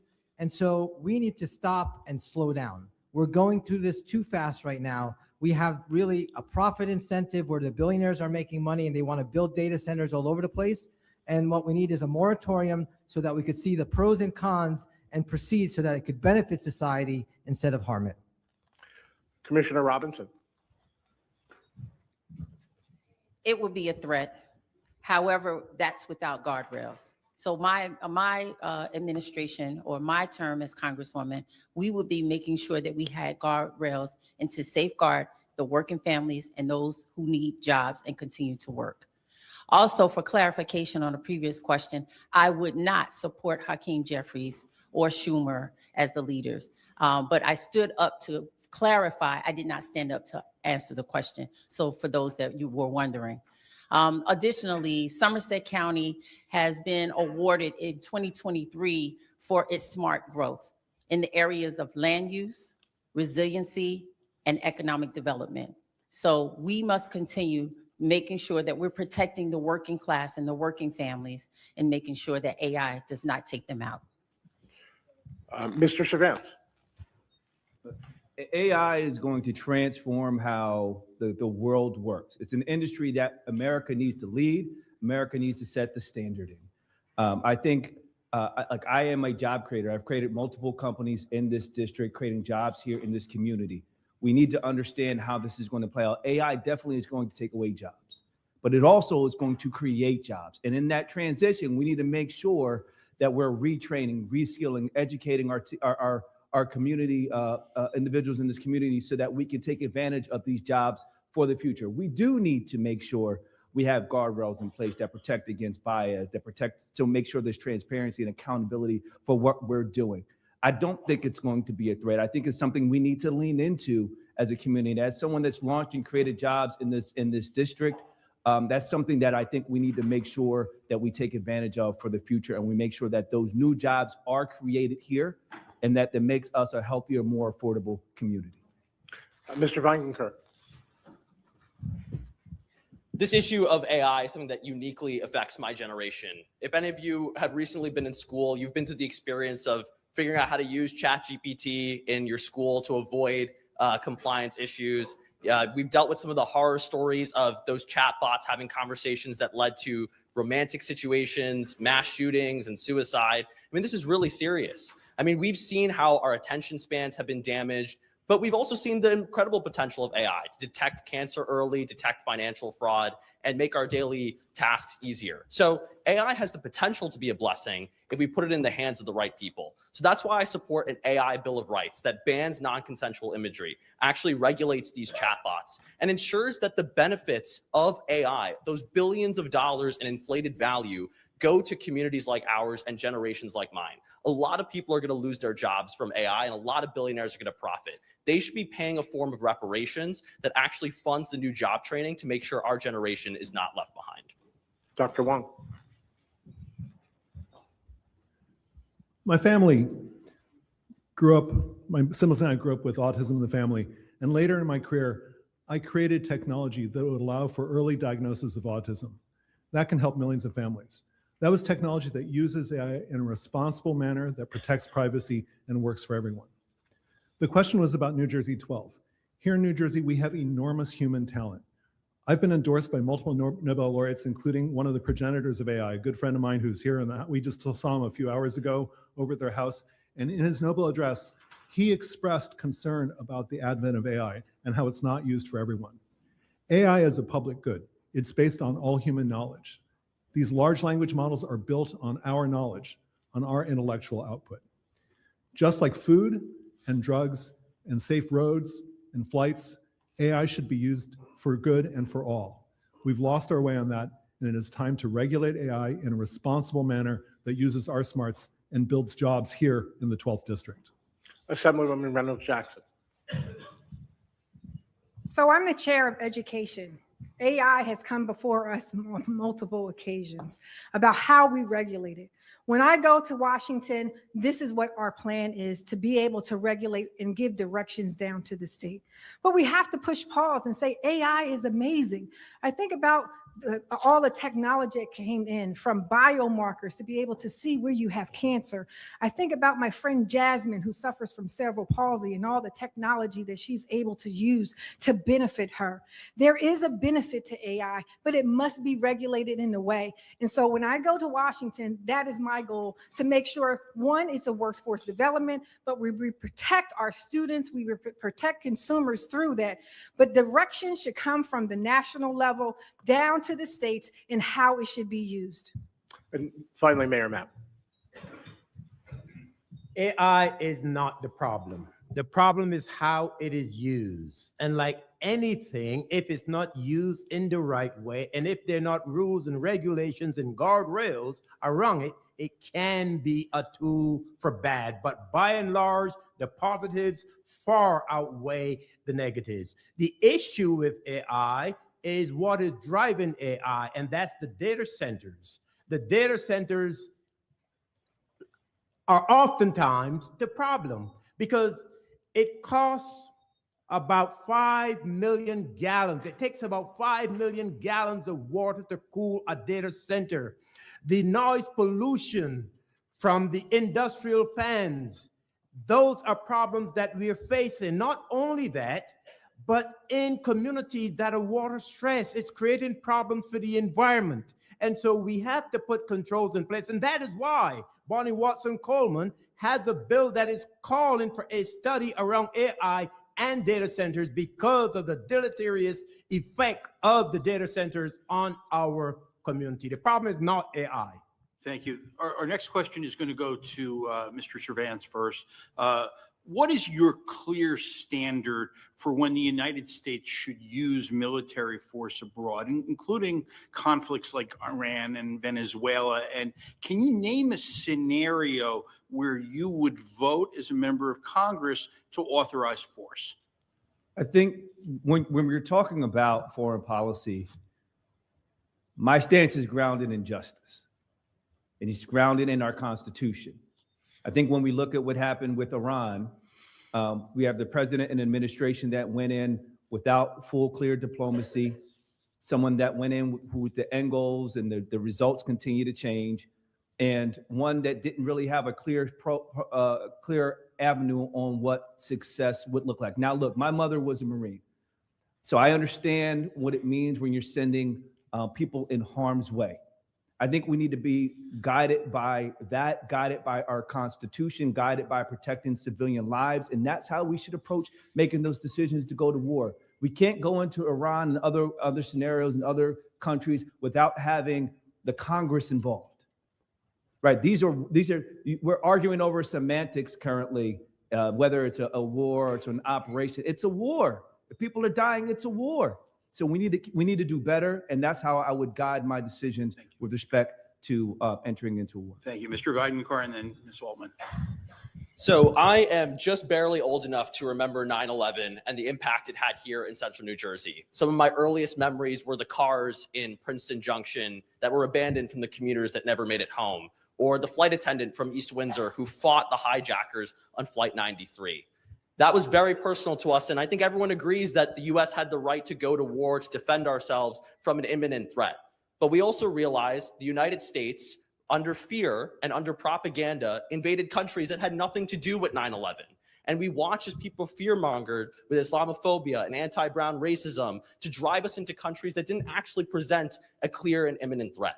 So if we were ever to go to war, we need to hold a very high standard that the people here in our nation are under threat of violence. And if we ever do go to war, it needs to be approved by an act of Congress. Right now, we are in an illegal and immoral war in Iran because Donald Trump is trying to distract us from his crimes in the Epstein files. That war needs to be defunded, and that money needs to be returned back home to funding our healthcare, our utility bills, and actually creating jobs here at home. If we are going to send our service members off to war and put their lives in harm's way, we better have a darn good reason. And it better be explicitly clear that our national security interests are at risk. We have funded, we have sent young men and women off to die for decades and decades of endless wars. Our defense budget is through the roof. So our country has to think hard about when to invoke war, and we need to make sure Congress exercises war powers and the control over those powers every single time this country goes to war. Dr. Hamaway. I'm the only one on this stage who has been to war and actually seen the effects of war. I've seen the broken bodies of our troops. I've seen the broken bodies of children that had our bombs dropped on them. War powers should really be in the hands of Congress to give authority. We've started using the euphemism of a conflict because we don't want to say it for what it is. It's a war. And we need more members in Congress that understand the consequences, who have been to war and have sent their children to war before they, start making decisions on what to do. The only ones profiting from this are the war profiteers, the defense industry. It's not, these wars aren't making us any safer. Thank you. Commissioner. Correction. You are not the only one that has seen the impact of what war does to a family and to the American people. My sentiments are that we already have rules of engagement of when we go to war. However, we're not following them. We have a lawless president. We have a radical Supreme Court. And we have a Congress who has not restored the constitutional order and don't have a backbone to do it. We have failed the American people. There is nothing like seeing a family crushed because they get a call or they get a visit or a call from the Red Cross that something has happened to their loved one.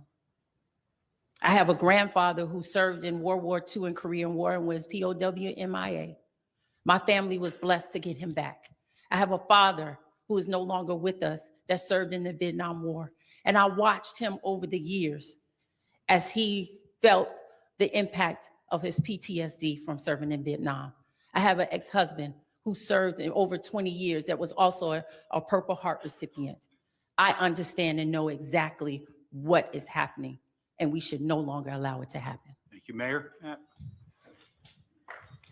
There's nothing in the last 60 years that would justify the United States going to war. Whether we're talking Vietnam, whether we're talking Iraq, It's all the same. The United States should not go to war unless the safety and security of this nation is under attack by another nation.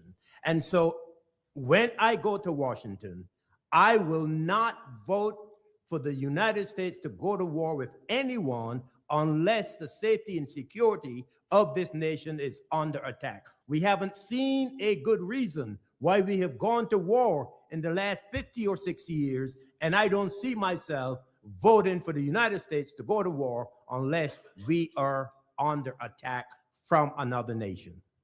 Thank you. Commissioner Robinson, this next question will go to you first. How should the United States respond to China's economic and military rise while avoiding escalation into a new Cold War? And what trade-offs are you willing to make to protect U.S. workers and global stability? Very good question. I thought so. Thank you.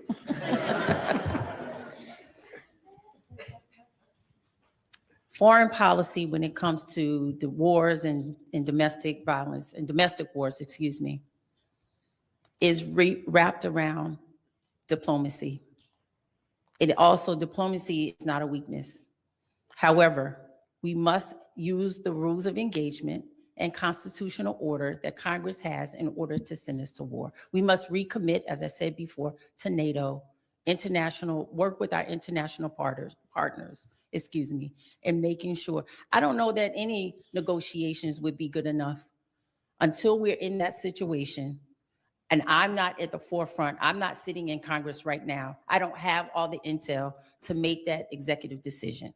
However, the rules of engagement, as a veteran, I understand what it takes and what is needed in order to make those things happen. I can't stand here today, and I'm one of those leaders. I can be vulnerable, but I sure will find out. And once I get to Washington, because there's some information that we as the public are not fully aware of. So I can't stand here today and make that decision. Thank you, Mr. Servance, and then Assemblywoman, and then Mr. Vaingankar. During my 20-year career as attorney, I've managed teams both in U.S. and abroad. I've spent time negotiating in China, negotiating in other Asian countries. I understand that China is one of our fiercest competitors. We need to acknowledge that. And to make sure what we're going to do and how we're going to protect ourselves and our country, this is a national security issue. We need to make sure that we have supply in-house and supply in the country.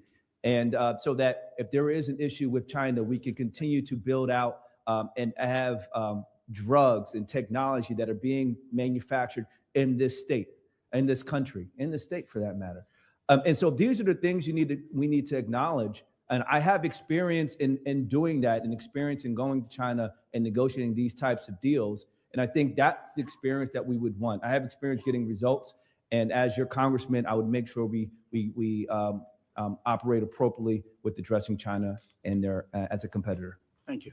So Ms. Reynolds-Jackson, and then Mr. Vaingankar. Trump is not playing by any rules. Let's be clear. He has started this war without authority from Congress, without any oversight. He's spending like crazy. What's happening right now, when I go to Congress, we need to rein in on the appropriations. Stop the funding that's funding all of these things. And P.S., the New START deal, the nuclear war that he wants to start, it's expired. I believe China, Russia, and other countries want to go to war. This is a political payback for Trump. Let's keep our eyes open. He's not playing by any rules, and neither should we. The Congress must reinstitute its power and stop what's happening in Washington, D.C., and that's what I'll fight for when I go. Thank you. So we're going to go to Mr. Vaingankar, then Dr. Cohen, and then Professor Wang, and then Mr. Hamaway, and then Ms. Altman. So when I was an appointee in the Biden administration in the White House and the Department of Energy, I had a top secret security clearance. And one of the things I learned was that broadly, the reason why China has become such a threat economically is because of decisions made by CEOs and regulators right here in the United States. They stood up under Richard Nixon, Ronald Reagan, and Bill Clinton. They said, we should take every factory and just ship it to whatever country violates the most human rights, can pay their workers the least, and produce the most output for as little as possible. And they flooded our country with goods that were produced with substandard human rights standards and unemployed millions of American workers. And now, as we tried in the Biden administration to make alliances with other Pacific countries to form a unity against China, we saw Donald Trump tear apart all those alliances by restricting USAID funding. And now a lot of those countries that are suffering from third world conditions, they're now going to China for their aid for food, water, medicine, and technology. So if we are to win the 21st century, we need to start rebuilding our alliances and investing in domestic manufacturing through clean tech here at home. Thank you. Mayor Cohen. Areas like intellectual property are clearly issues that put the United States at risk and puts us in a position where we now become dependent. We as a country have a president, just to borrow your Trump line, that's the underlying problem. He has decided that we as a country do not need partners. We could do it all alone. We don't have alliances. They're not important. NATO, all of these people who used to work with the United States in order to make sure that we had some sort of influence throughout the world has gone out the window because he thinks he's a dictator. He spends his time increasing and decreasing tariffs, all of which I think are making just his billionaire friends even more wealthy. And at the end of the day, it goes back to America being in the lead, but with partners. And we need to recognize that we cannot do everything alone. Thank you. Dr. Wang. Let's turn this question to what Congress can do. American soft power is under attack from within. When our academic research centers are under attack, when scientific research is under attack, when we treat foreign students like invaders and don't let them in, these are ways in which we're under attack. We had a stability for a time where we could have some kind of balance with China and also with Taiwan. That balance is now at risk. Congress has the ability to start restoring some of that soft power. Congress has the ability to legislate to make sure that we can build greatness in our American institutions, to build economic might through research, and to rebuild our relationships with NATO and other organizations. This actually comes back to your previous question. We need to work with our allies and start rebuilding those soft power alliances that were a true source of American greatness. These are things that are within the reach of Congress. Thank you. Dr. Hamaway. We're talking about two threats. Economic, we need to invest in our education, in our research. We need to invest in creating a workforce with good union paying jobs so that we could compete economically. That's the only way to do it. And then for military, they're responding to us. We pay more for our military than the next 9 countries combined. And so we are the threat on the world right now with the way we are acting erratically. We are trashing the history that we have of stabilizing the world over the last 70 years and throwing it down the drain with Trump and the way he's acting. We are losing legitimacy and people are afraid of us. And that's why we see militaries, not just China, but militaries all around the world beginning to increase because they say we can no longer rely on the United States and they might turn on us at any moment. So we need to spend money instead of on building on our military. That's unnecessary, $1 trillion, take a fraction of that and put that in research and jobs and education, and that will come balance, and then we'll be able to use our diplomacy and restore our soft power. Thank you. And Ms. Altman. So this is yet another example where we have to regulate corporations. We have corporations who are inventing chips and technologies here in America, and then they're selling that technology to places in China. We have the Trump administration, which has just opened up mining in the boundary waters on the Canadian border, just the US side of the Canadian border. So we have Chinese companies that are going to be mining the minerals that are on American soil that a company is now selling to China. That is a complete ridiculous decision by the Trump administration and a complete capitulation to large, powerful, multinational corporations, and Congress can stop that. Okay, Ms. Altman, you're going to be next on the next round. You might as well stay there. Our next question comes from Samaya Smith, a student at Rider University.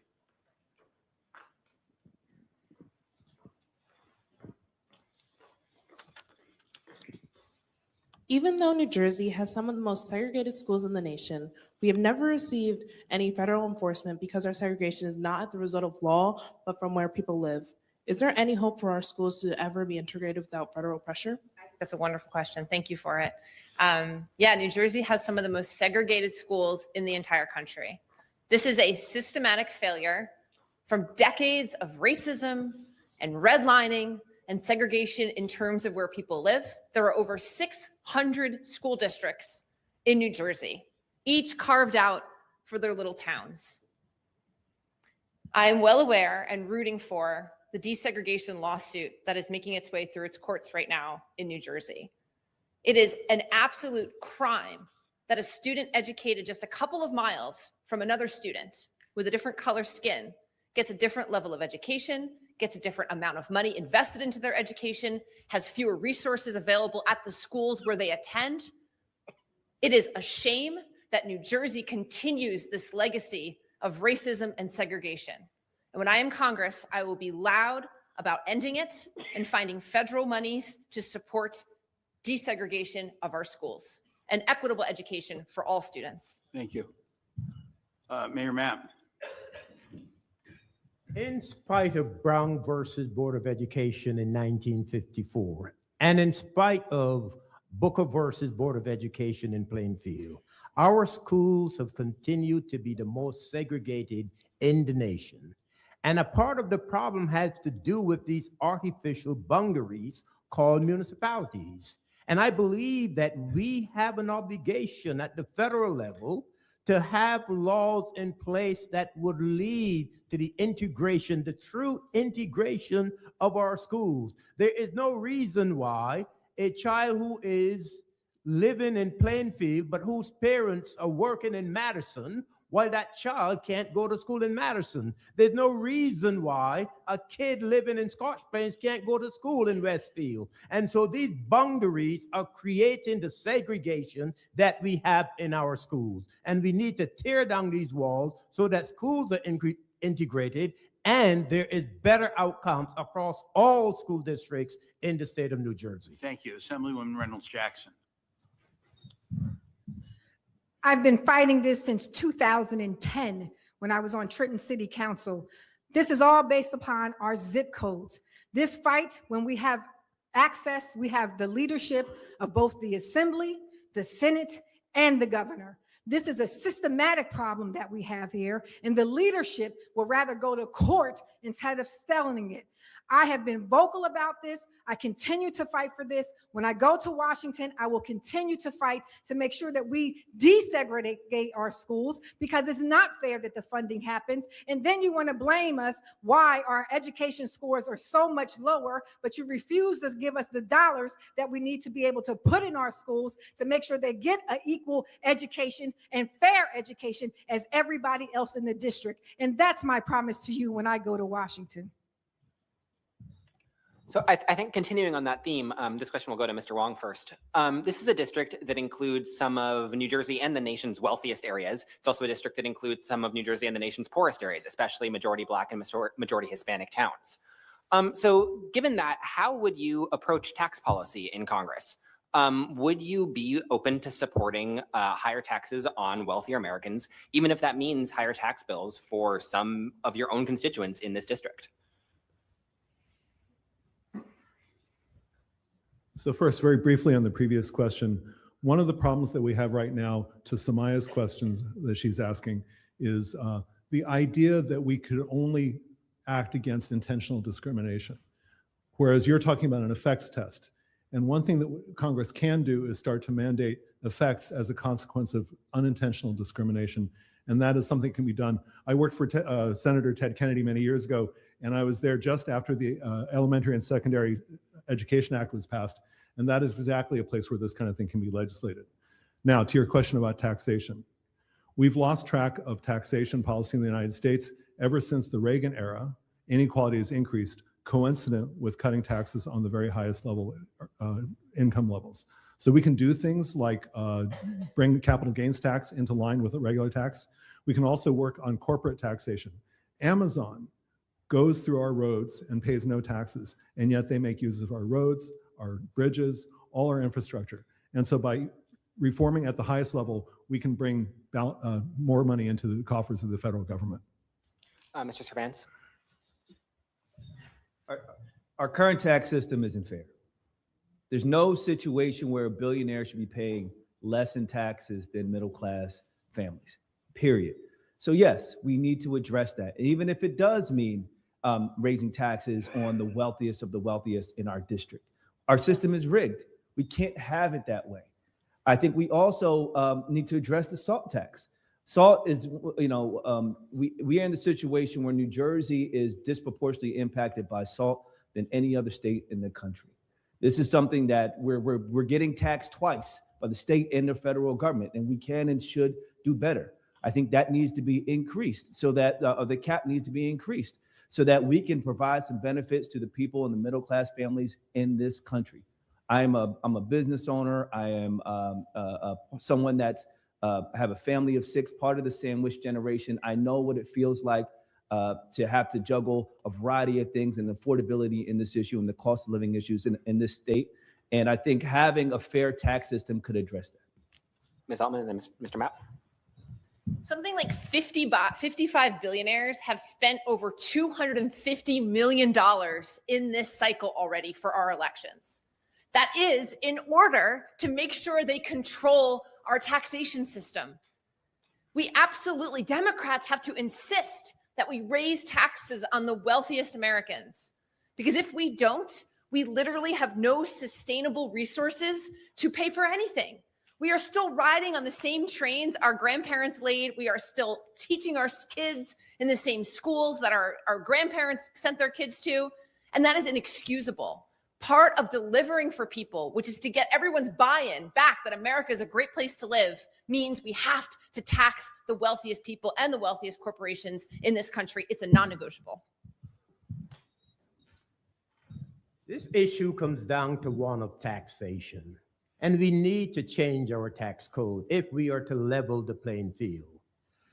Public schools are now funded for the most part by property taxes, and they should not be. Not one dime should be spent in property taxes to fund schools. That is why the richest districts are able to perform better, because they're able to put more funds into their local school districts. So the funding for public schools should be the responsibility of the state and the federal government. And if we change our tax code to allow or to make billionaires and these rich corporations pay their fair share, there would be more funding available to come from the Department of Education down to the state, so that there's equal funding across all school districts across the nation. So I am opposed to property taxes being a source of funding for public education. Thank you. And Mr. Hamaway. So we need to start first by having a cost of living exemption for anyone making less than $40,000. There's no reason that someone working 40 hours a week, doing everything right, has to struggle just to pay for rent and for their bills. And then we have to tax the billionaires. There should be a wealth tax that's not just based on income.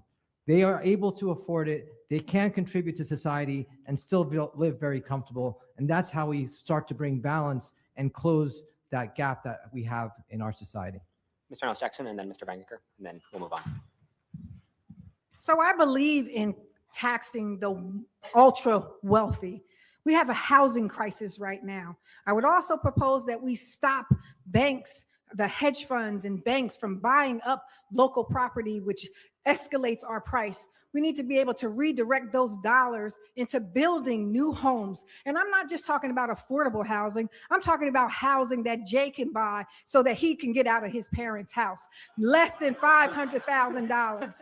We want to make sure. I drove by the other day and it was $500,000 for a starter home. That's ridiculous. We need to be able to say these dollars should go directly to the National Housing Trust Fund that can come back down to New Jersey, and we be able to have those affordable housing and actual housing affordability options for people that want to do it. And that's what I'll do when I go to Congress. Mr. Vaingankar, that was a grievous personal attack. So of course I will let you respond. I'm sure I'll recover. My mom and dad are the ones laughing the hardest right now. Right now, here in New Jersey, the SALT tax and a lot of our federal taxation system ensures that here in New Jersey, we are subsidizing the lives of millionaires and billionaires in red states that refuse to tax their wealthy. So I agree we've got to tax the billionaires. I'm sure everyone on the stage would say that. But we have to get creative about how to do it so that people don't just try to move their wealth abroad. We need a national minimum state tax enacted by Congress so that red states can't cheat off the federal government, cheat off blue states like New Jersey. They need to tax their wealthy too.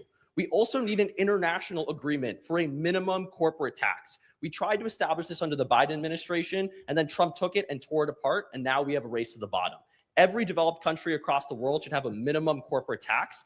We also need a minimum capital gains tax. Right now, the wealthy avoid taxes, not because they're income taxes, but they use capital gains and they take out loans on unrealized assets. So they use stocks and their housing to take out loans, and then they pass them on to their inheritance and then never pay them back. We need to increase the interest rates and restrict the ability of rich people to do that. So, Mr. Cohen, the next question is for you. Another clear driver of the affordability crisis is healthcare costs. But not all Democrats are necessarily in agreement about what the best path forward is, especially whether to try to implement Medicare for all, which would essentially shift the U.S. into a system where the government is responsible for providing pretty much everyone's healthcare. So, I mean, as a practicing physician yourself, do you think that Medicare for all is something that the next Democratic trifecta in Washington should pursue? So I am at the front lines of dealing with patients who have to deal with not having medicines covered, not having surgeries done because of their high deductibles, maybe even going into bankruptcy with insurance. So this is not a sustainable system. The costs are going up. Most of you know that our state health benefits went up 36% this year. That's not a sustainable increase. So we're clearly dealing with a system that is broken. We need some form of universal health care.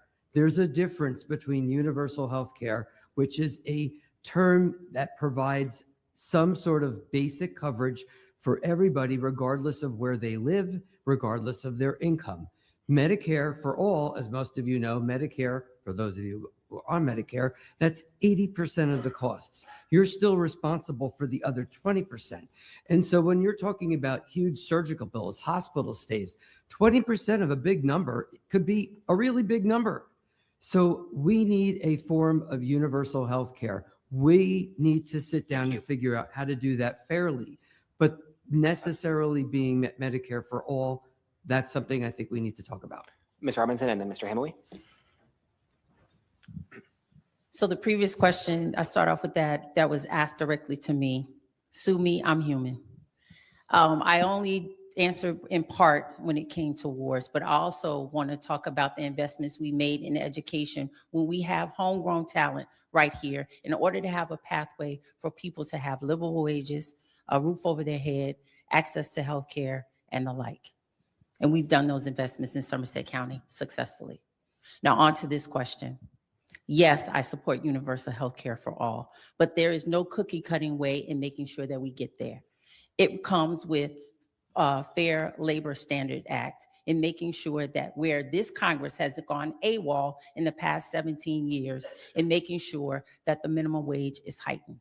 When you have a healthy person, a healthy employee, you have a healthy work environment, a healthier community, they can support themselves and be sustainable over the years. So yes, I would support universal health care for all health centers in our most vulnerable communities with a public option.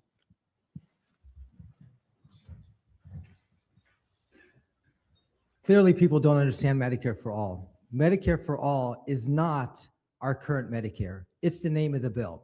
It fixes Medicare and closes these loopholes so that people do have universal health care and they don't have to worry about the gaps that really happened because Medicare was put together over many decades. And that's why you have A, B, C, D, and it's also confusing.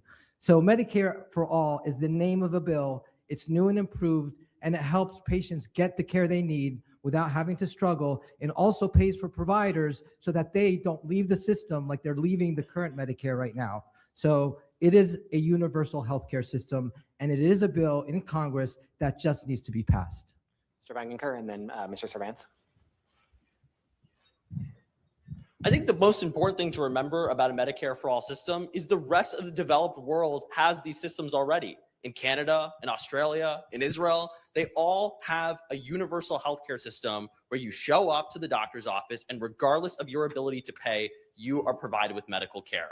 I'm tired of being told this is something we have to figure out. It's going to be really complicated. I don't know if this is going to be possible because every time this country goes to war, no one asks those questions. Every time it's time to bail out Wall Street, no one asks those questions. When it comes to serving working people and making sure our tax dollars are spent on providing the most basic needs in the wealthiest country in the world, we cannot be asking these bad faith questions. It is time to make sure that the hardworking resources of New Jersey taxpayers go to making sure that everyone can live their fullest life and their fullest potential.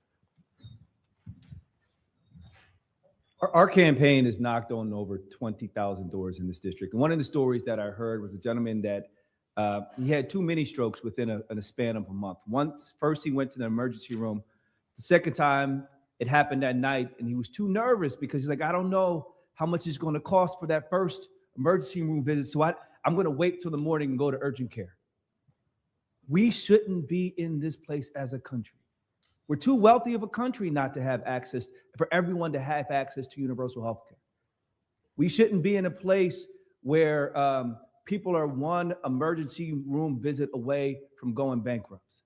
We need to do better. We need to have universal health care. As your congressman, I would fight for that. I would fight for a healthier, more affordable community. Ms. Altman and then Mr. Mapp, and then we're going to move on. So I played professional basketball overseas, and I had the good fortune of breaking my nose in England. And when I was there, I went to the doctor, and I had no idea what to expect because, of course, as a young American, I thought, uh-oh, this is socialized medicine, and I was afraid. But you know what? To Jay's point, everybody else has figured this out. Our country can figure it out. I went to the doctor. They saw me within 10 minutes.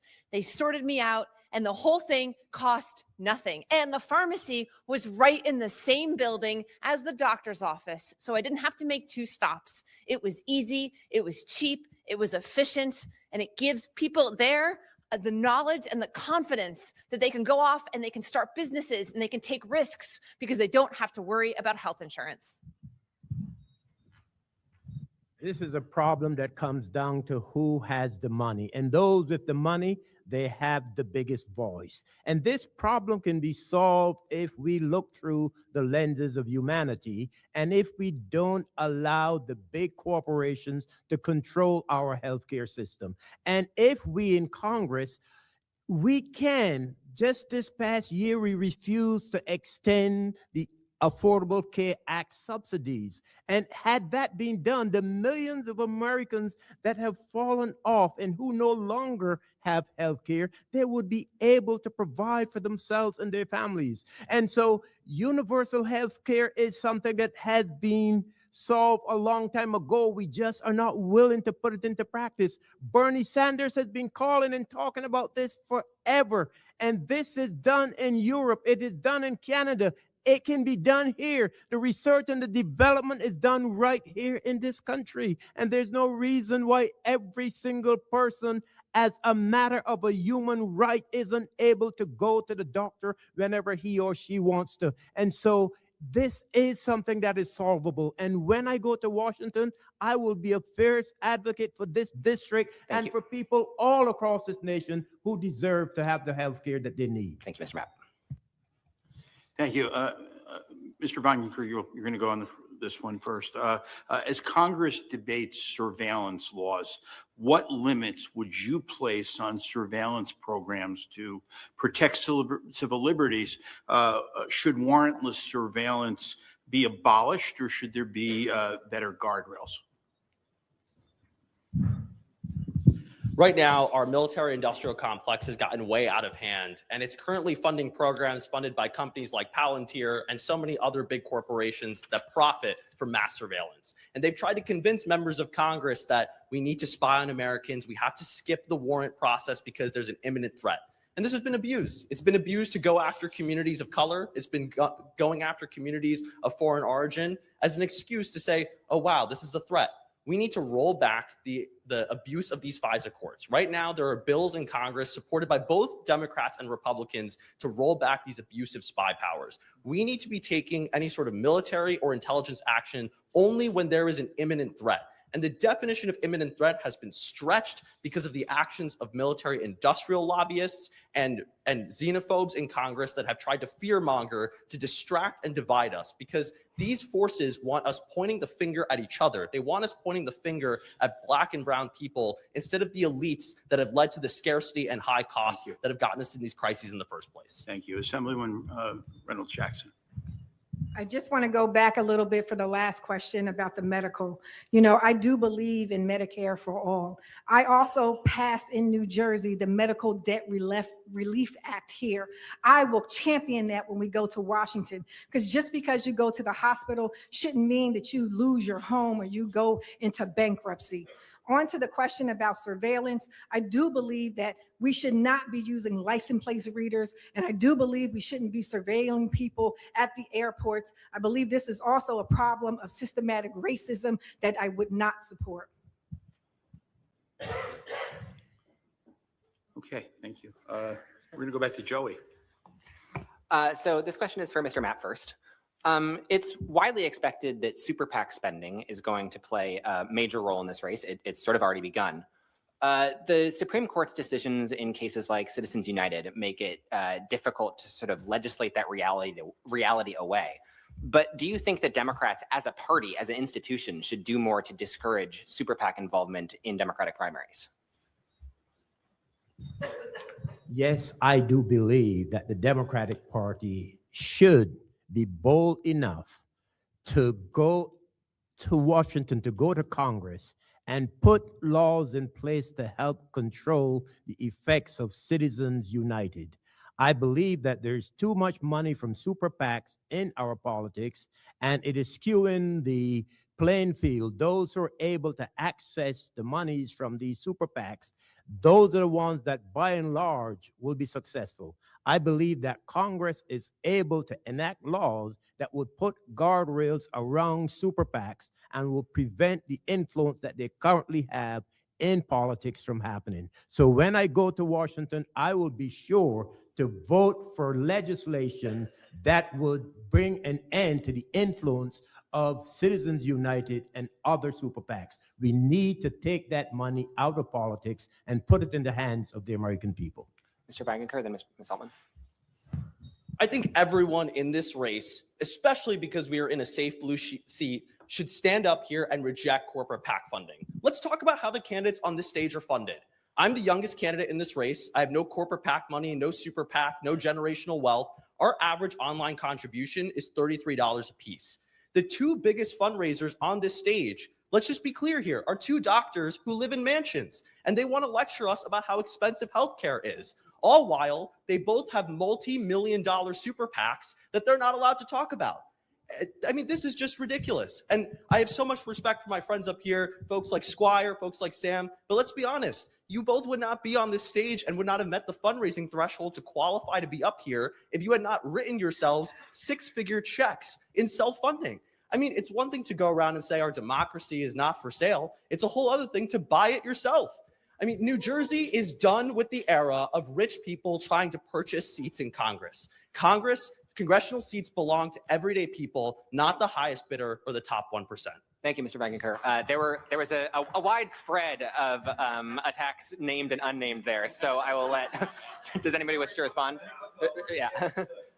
Listen, I did write a check to the campaign. Look, I am not. It's something that I believe in. I believe in this community. I invested in this campaign because I want to do what's right for you. The reality is, investment doesn't wake me up at 5 in the morning to go out and canvass at train stations at 5:30. Investment doesn't allow us to knock on 20,000 doors across the district. Putting that money in the campaign, as a matter of fact, it shows you that I am unbought. It shows you that I am not beholden to special interests. I will not apologize for being successful in business. I will not apologize for being successful in law. That is who I am. That is my background. And listen, if you have problems with that, look, I know you're 28, you'll have your time to grow, but look, but here we are. I'm 43. And so listen, I think if you have problems and issues with us investing in our campaign and going out and door knocking, let's have a conversation of how many doors people knocked on. Let's have a conversation of all these things. See, I think this is important. Thank you.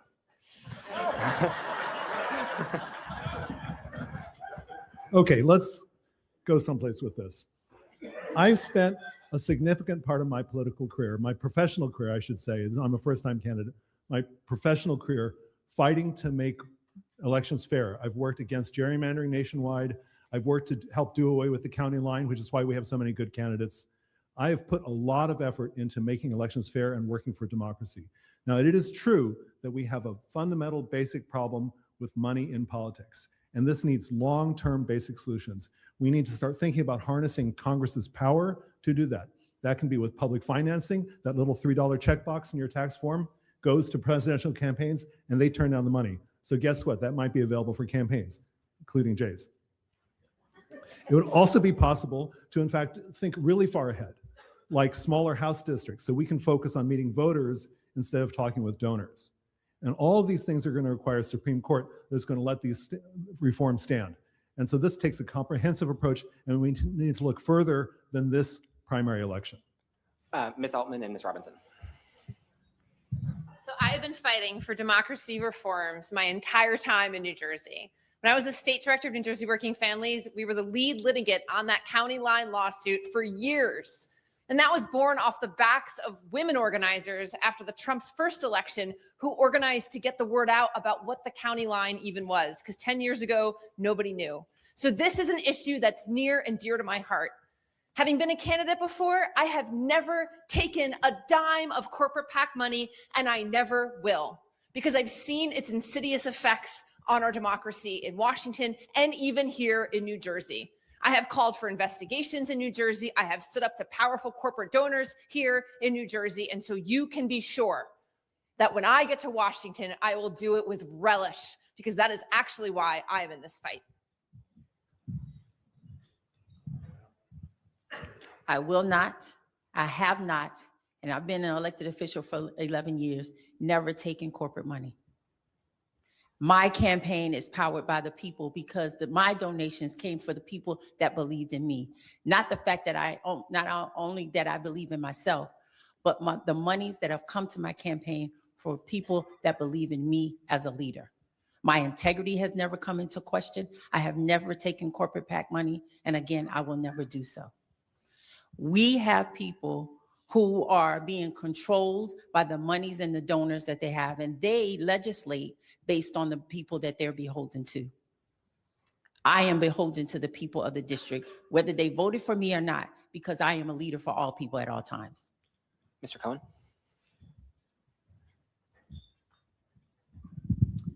I think you got to give up on some of that surveillance equipment that you've been using and that you're going to ultimately outlaw, because it's dead wrong. I have not taken any corporate PAC money. I'm not a multimillionaire. I've started from nothing. I've come from a blue collar family. My wife's also a physician. Her father was a concentration camp survivor. They came here with nothing. I'm not going to apologize for being successful. I've put a limited amount of my own money into this campaign, and I have not taken any corporate PAC money. So before you go banning the systems, maybe you ought to buy a better one. Yeah, you started it. I am not self-funding my campaign. I'm happy to be able to say that I will not and have not taken any corporate PAC money, and I will not take any money from any corrupt special interests. I am for ending Citizens United. I am for getting dark money out of politics. And I'm happy that there are supporters out there that are coming in that want to make sure that we have money coming into our community and not being taken out by some of the corrupt interests like AIPAC and being spent overseas. So until that's done, we hope that there's people that are going to look out for our communities, and we need to get the dark money and get public funding in place. This is a question for Dr. Hamaway. If you'd like to stay up there, that's fine. It's up to you. Hassan Piker argued in the New York Times this week that stealing from Whole Foods is a form of political protest against the rich who don't play by the rules. Consider the 12th District's Whole Foods on Route 1 and in Bound Brook and tell us, is there room on the left for this thinking?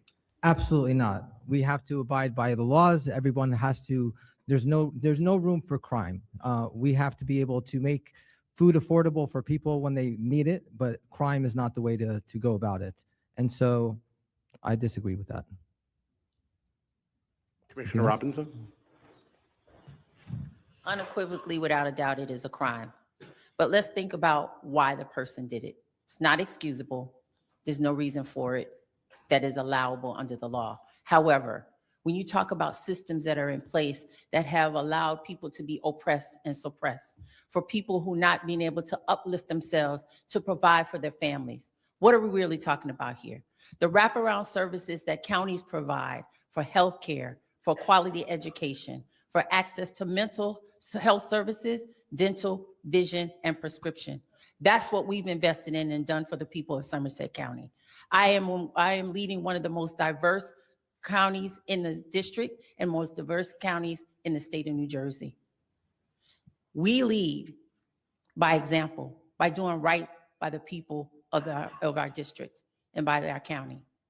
So it's a systemic problem of what else may be happening. We've provided an opportunity for social workers to be embedded in police departments where people don't need to be detained and arrested for other things that may be happening in their life, but providing a support system where they can be successful. Mr. Vaingankar.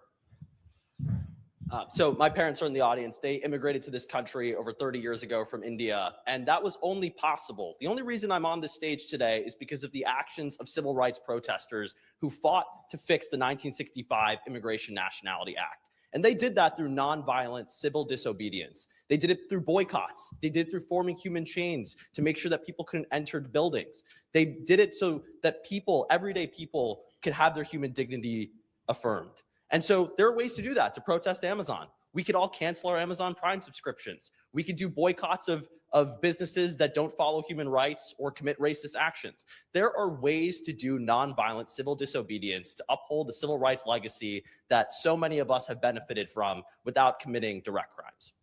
I think Mayor Mapp, you wanted to speak? Yeah. So crime at any level is wrong. I think the real issue here has to do with the need for wealth to be redistributed. And one of the ways to do that is by reforming our tax code. And Senator Cory Booker, he has a proposed piece of legislation that would raise the standard deduction to $75,000. And if we were to do that, millions of Americans wouldn't have to pay any taxes. That would be money that they would be able to retain in their pockets, and the crisis of affordability would be addressed. And so that act that you made a reference to, that is an indication that we need to change our laws in this country. We need to give more to the poor who need it. And so we need to fix our tax code whereby individuals, the working class people, would be able to keep more money in their pockets. I have the honor of asking the night's final question, and we actually have time for everybody on stage to answer it, if obviously you so choose. So this district has been represented since 2015 by Congresswoman Bonnie Watson-Coleman, first woman of color to ever represent New Jersey in Congress, definitely sort of a progressive stalwart in Congress. I'll start with you, Assemblywoman Reynolds-Jackson. How would you approach, first of all, furthering the Congresswoman's legacy in Congress? And is there anything that a Congresswoman Reynolds-Jackson would specifically approach differently? Any policy issue that you would handle differently than how you think Congresswoman Watson-Coleman has? So let me just say the Congresswoman has just been amazing. She's been a fighter unapologetically. She has been fighting for working class families, and I'll continue to do that. You know, some of the things that she's trying to champion, like earned child tax credits, sick leave. I've done these things already at the state legislature, and this is what I'm going to continue to fight. The thing I think most importantly right now is passing the John Lewis Voting Rights Act of New Jersey. So when I go to Washington, we can do that on the national level. Trump has our democracy under attack. He is trying to rip away our rights. It is up to us in New Jersey to do the right thing. We've passed it in the Assembly. We need to get it through the Senate, and we need the governor to sign it. And I've talked about the ability not just to campaign, but how to govern. And this is my fight. This is my promise to you that we're going to do this when I go to Washington. So my call to action in this room right now is for all of us to fight to pass the John Lewis New Jersey and Voter Empowerment Act now. Mr. Wang? Enacting a new Voting Rights Act is certainly something that Congresswoman Coleman would do. I think that every one of us would do. We need to use that act to protect voting rights, to end gerrymandering, to make sure that people of every race get protected fairly. Your question is about doing what we would do differently or the same from Congresswoman Bonnie Watson Coleman.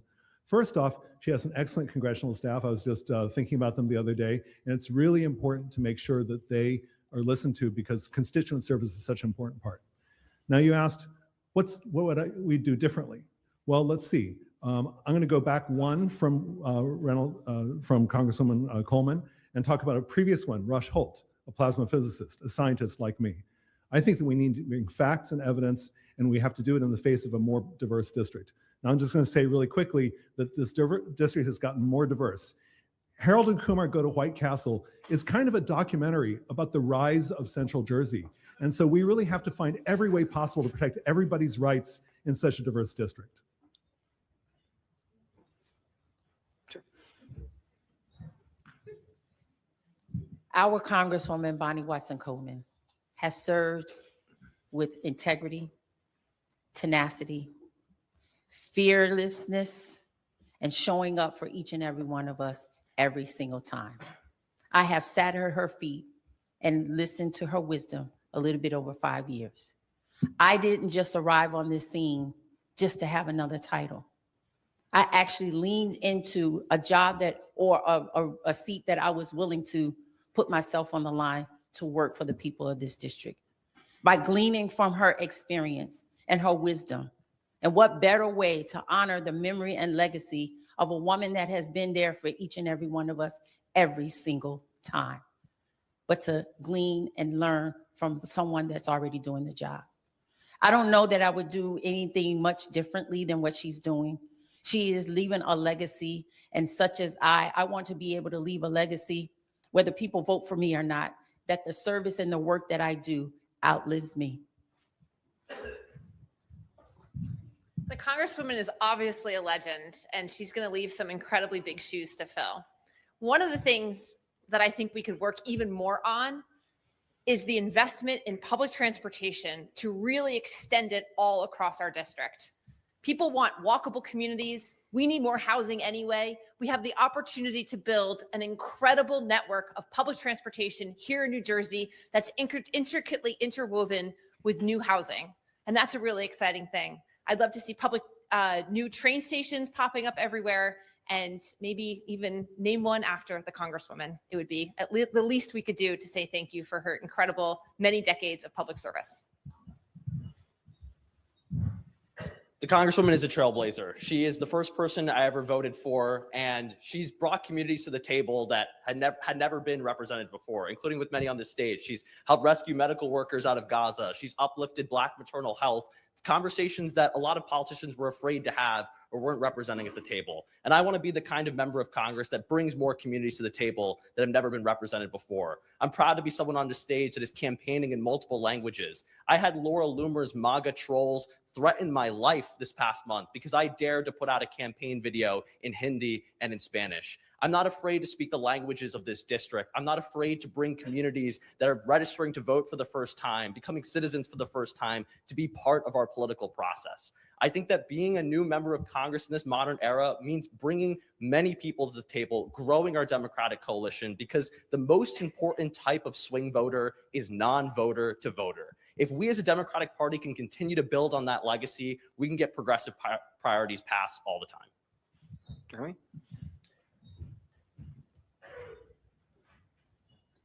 Representative Bonnie Watson Coleman has been a champion of the people, whether it's voter rights, criminal justice, taking care of the most vulnerable in this community. She was one of the people that helped me get out of Gaza when I was trapped. And since I've come back, I've been working very closely with her as an advocate. She is someone who's not afraid to speak up, even if it's against her own party, because of her values and what she thinks is right. She's one of the few people on the stage that's called what's happening in Gaza a genocide.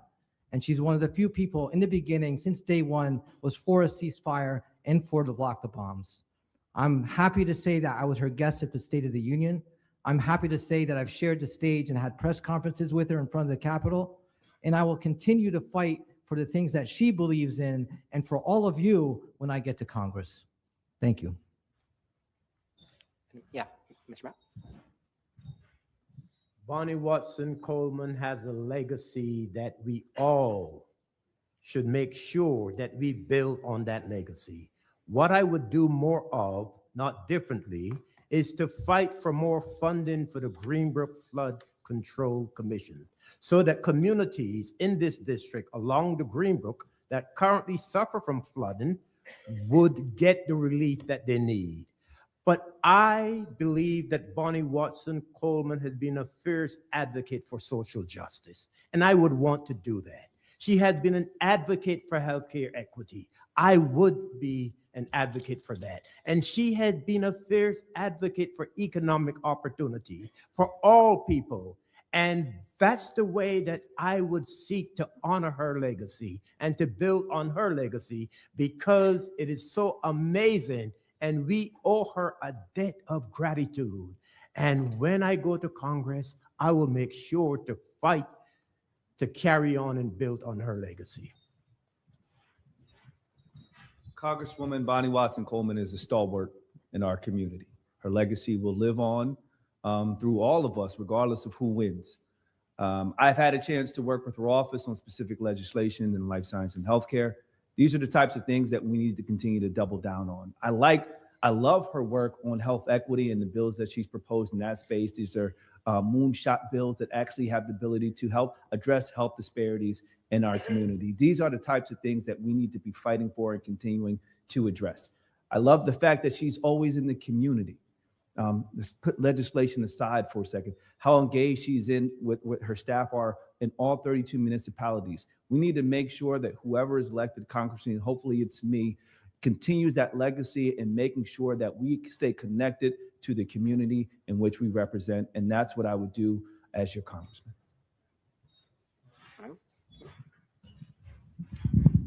I know a lot of attention has been focused on the time on things that Bonnie Watson Coleman and I have disagreed on, which is really very few compared to the multiple things in which we've agreed upon.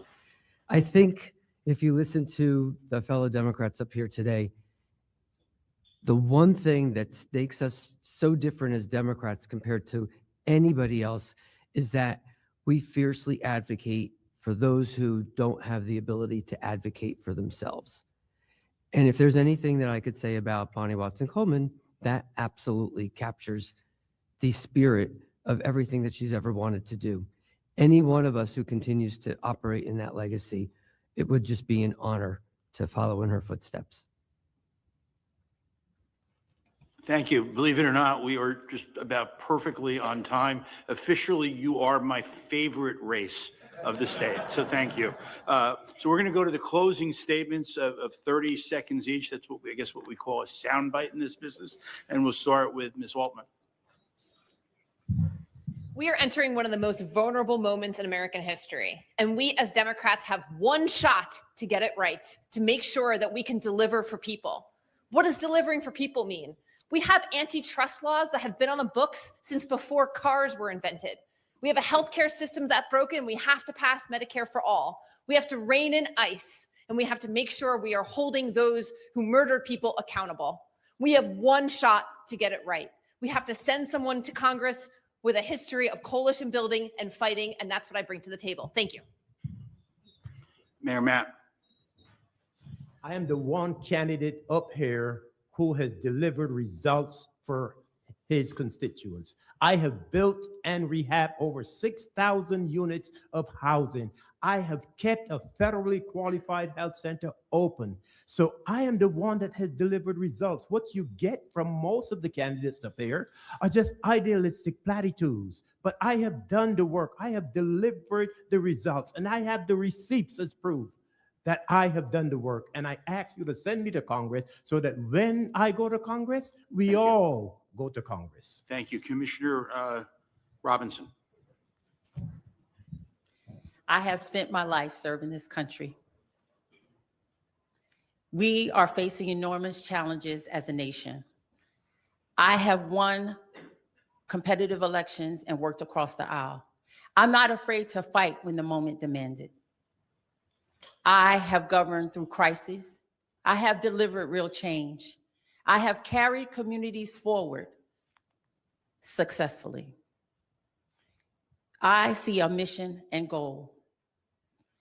And that mission and goal is to be able to carry out the work that we all desperately need in this day and time. As an Air Force veteran, as a divorced mother of three, a grandmother of three, this matters to me. This matters to all of you. You can send someone to Washington, and the challenge is you don't need to send someone for on-the-job training. Thank you. Mr. Servance. I'm not a career politician. I'm an attorney. As we made clear today, I'm an entrepreneur that's been successful. I am a neuroscientist in my career. I know how to step into difficult situations and get results. We've knocked on over 20,000 doors, and we heard from you directly. You want less talk, more action. I believe this moment calls for a new generation of leadership that's willing to step in on day one and get results. That's what I've done my entire career. That's what I'll do in Congress. Thank you. Dr. Hamaway.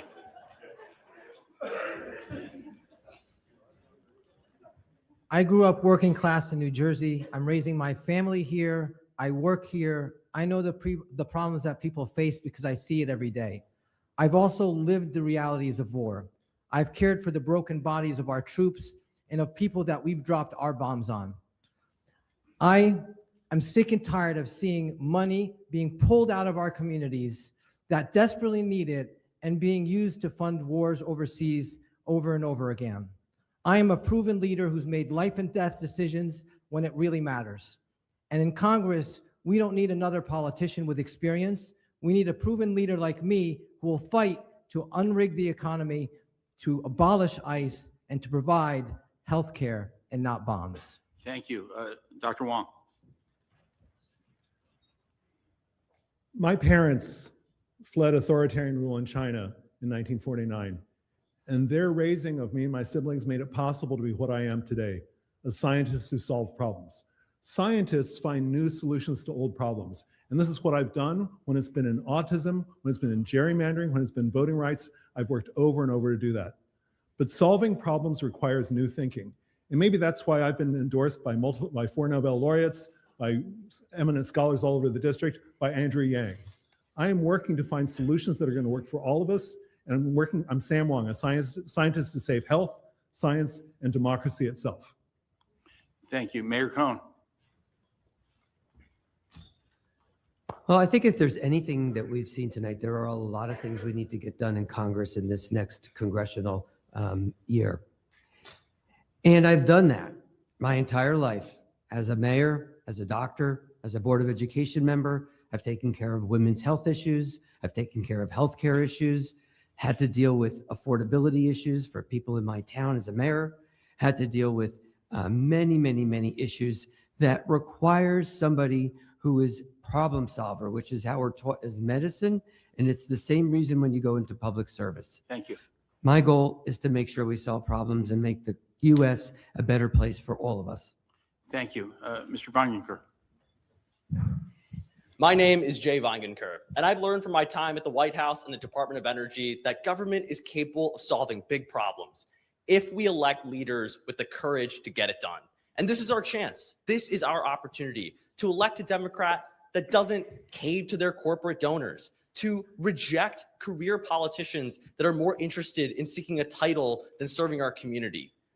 This is our moment, and we can get it done together. So on June 2nd, I'm asking you to vote for a new generation of leadership here to fight for Central Jersey. Thank you. And Assemblywoman Reynolds-Jackson. First of all, thank you all for being here for 2.5 hours listening to us. I am a public advocate. I got into this work to help the people.